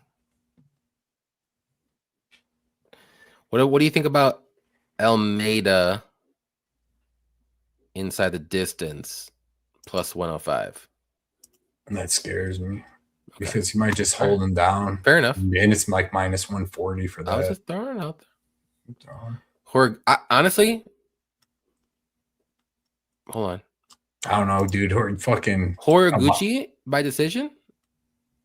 What's that? I know we have Horiguchi in the thing, but it's minus 140. It's a safer play. I think that goes to decision. Let's make a good one. Let's make Bautista. You want to do crazy? You want to do crazy? Oh, do Bautista by decision. Or no. Do Olin Jacek by knockout. Let's do Bautista 4-5 decision. It's plus 140. Why not? Just to be safe. Yeah, you can do that. And then you want to do what were we talking about before that? We need Jacoby round 3 decision. Yeah. That's plus 150. And then one more. Let's do Cachoeira. Did you pick her too or no? I picked her. You want to do KO decision? KO decision. What is that? Because that'll be plus money. Yeah, that should be really good plus money. All right. You know what? I like it. Hold on. Let me Danchenko, work it up in the by KO. Let me work it up in the old FanDuel app. What's Danchenko by KO compared to the Jacoby round 3 or decision? Well, round 3 decision for Jacoby is 165 plus. Yeah. And then Danchenko, you said just by KO? Mm-hmm. Ain't gonna be great. Probably minus 170. 200. What's Olin Jacek by KO? Minus 200.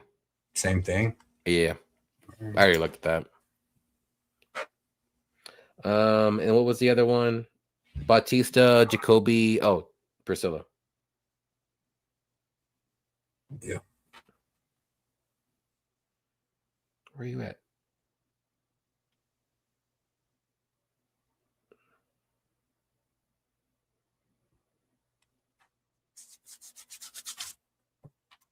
Why doesn't FanDuel have Priscilla?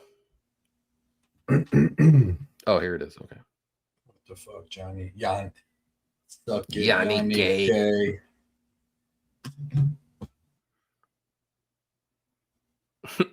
I mean, it's plus 124 or plus 130. For what? For the knockout or knockout decisions plus 130 and just money lines plus 124. I don't think Priscilla will ever get a sub in her life. No, she's not subbing her. But the difference is what's the under in that fight? Oh, fuck that. Because the other girl, I don't think is finishing her. Okay, so I just think she KOs her, dude. I honestly think Cachoeira backs her up and KOs her. Let's just do money line. Because if we did that, it's plus 1324. I like it. Yeah, we can do that. Just to be safe. A little safe. Yeah, because I mean, Priscilla money line, Jacoby round 3 or decision, Bautista 4 or 5 decision, 1324. Yeah, I like it. I like it. Yeah, I'm still gonna bet Bautista 4 or 5, just single, but do it. I love it. All right.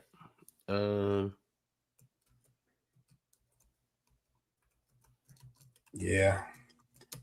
Matua knows what he's talking about. What do you say?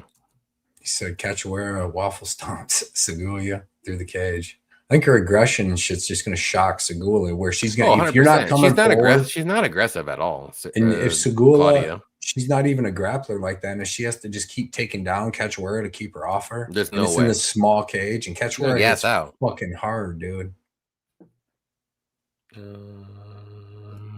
Just go. Oh, yeah, Mario. I got some tamales calling my name. Oh shit, that sounds good. Start.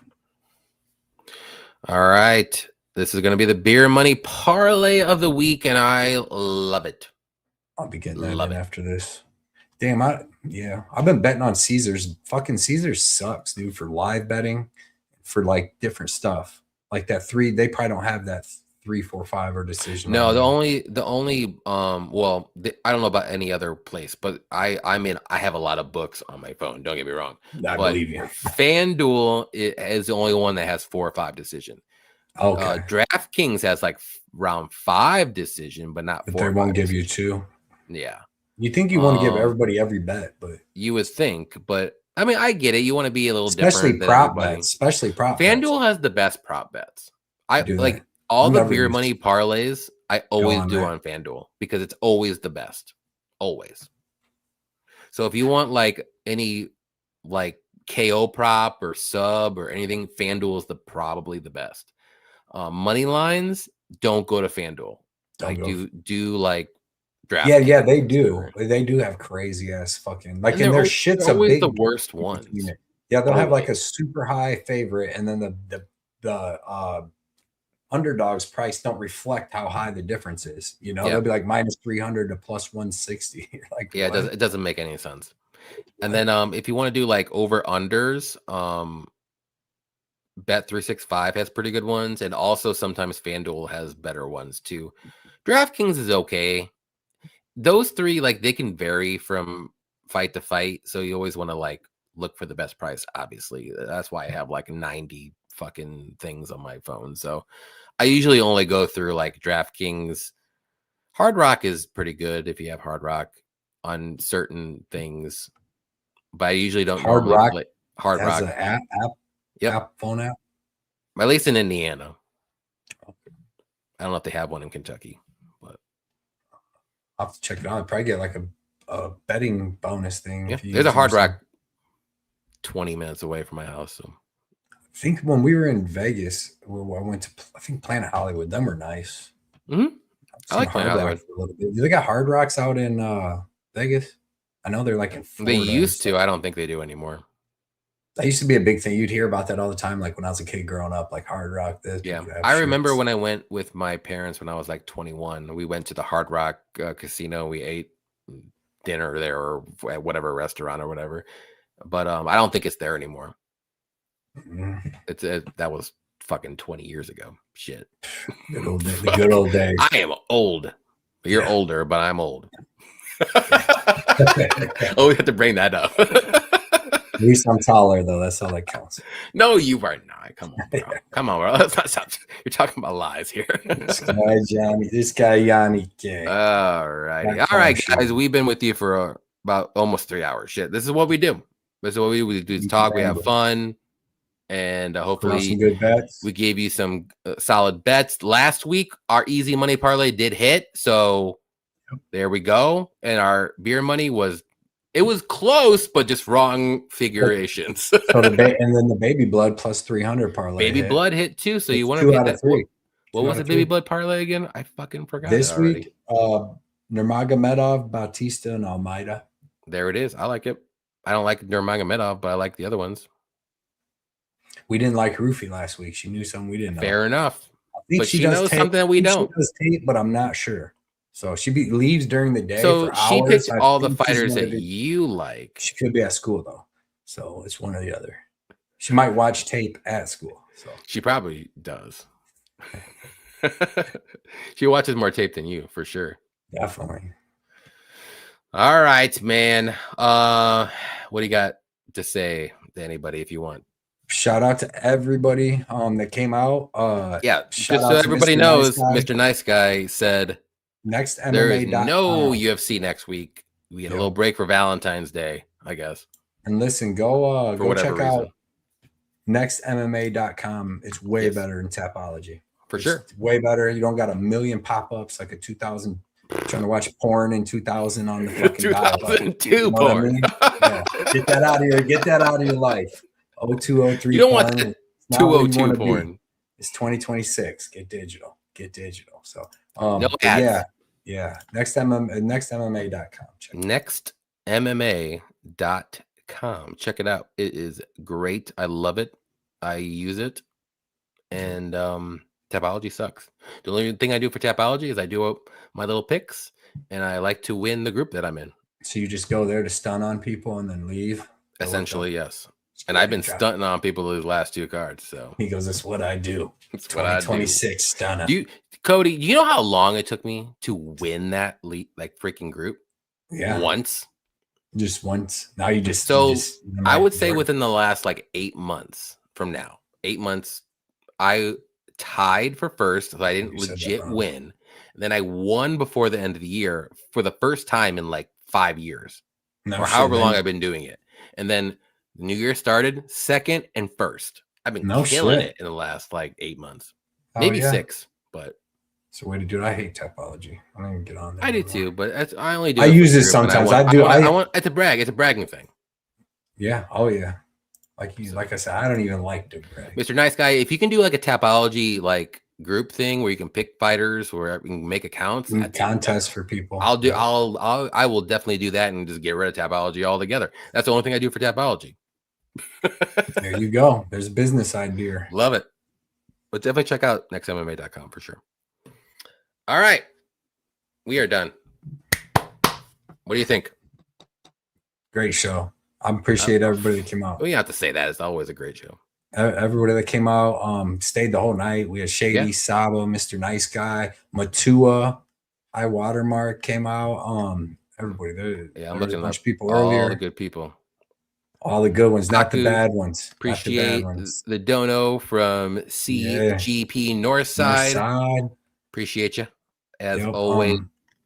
Paku, Baby Sharp, Bruce Leroy, everybody that came out, man. All the fun Robert, people. New York Robert.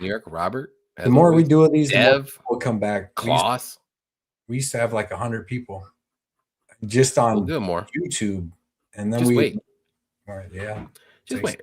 People will remember. People will remember how great we were, and we are. We're so great. But now it's a good show, and I'll just hope everybody hits some money this week. We'll see you next time. 2 weeks. We'll be back. Same time, same place. Figure it out.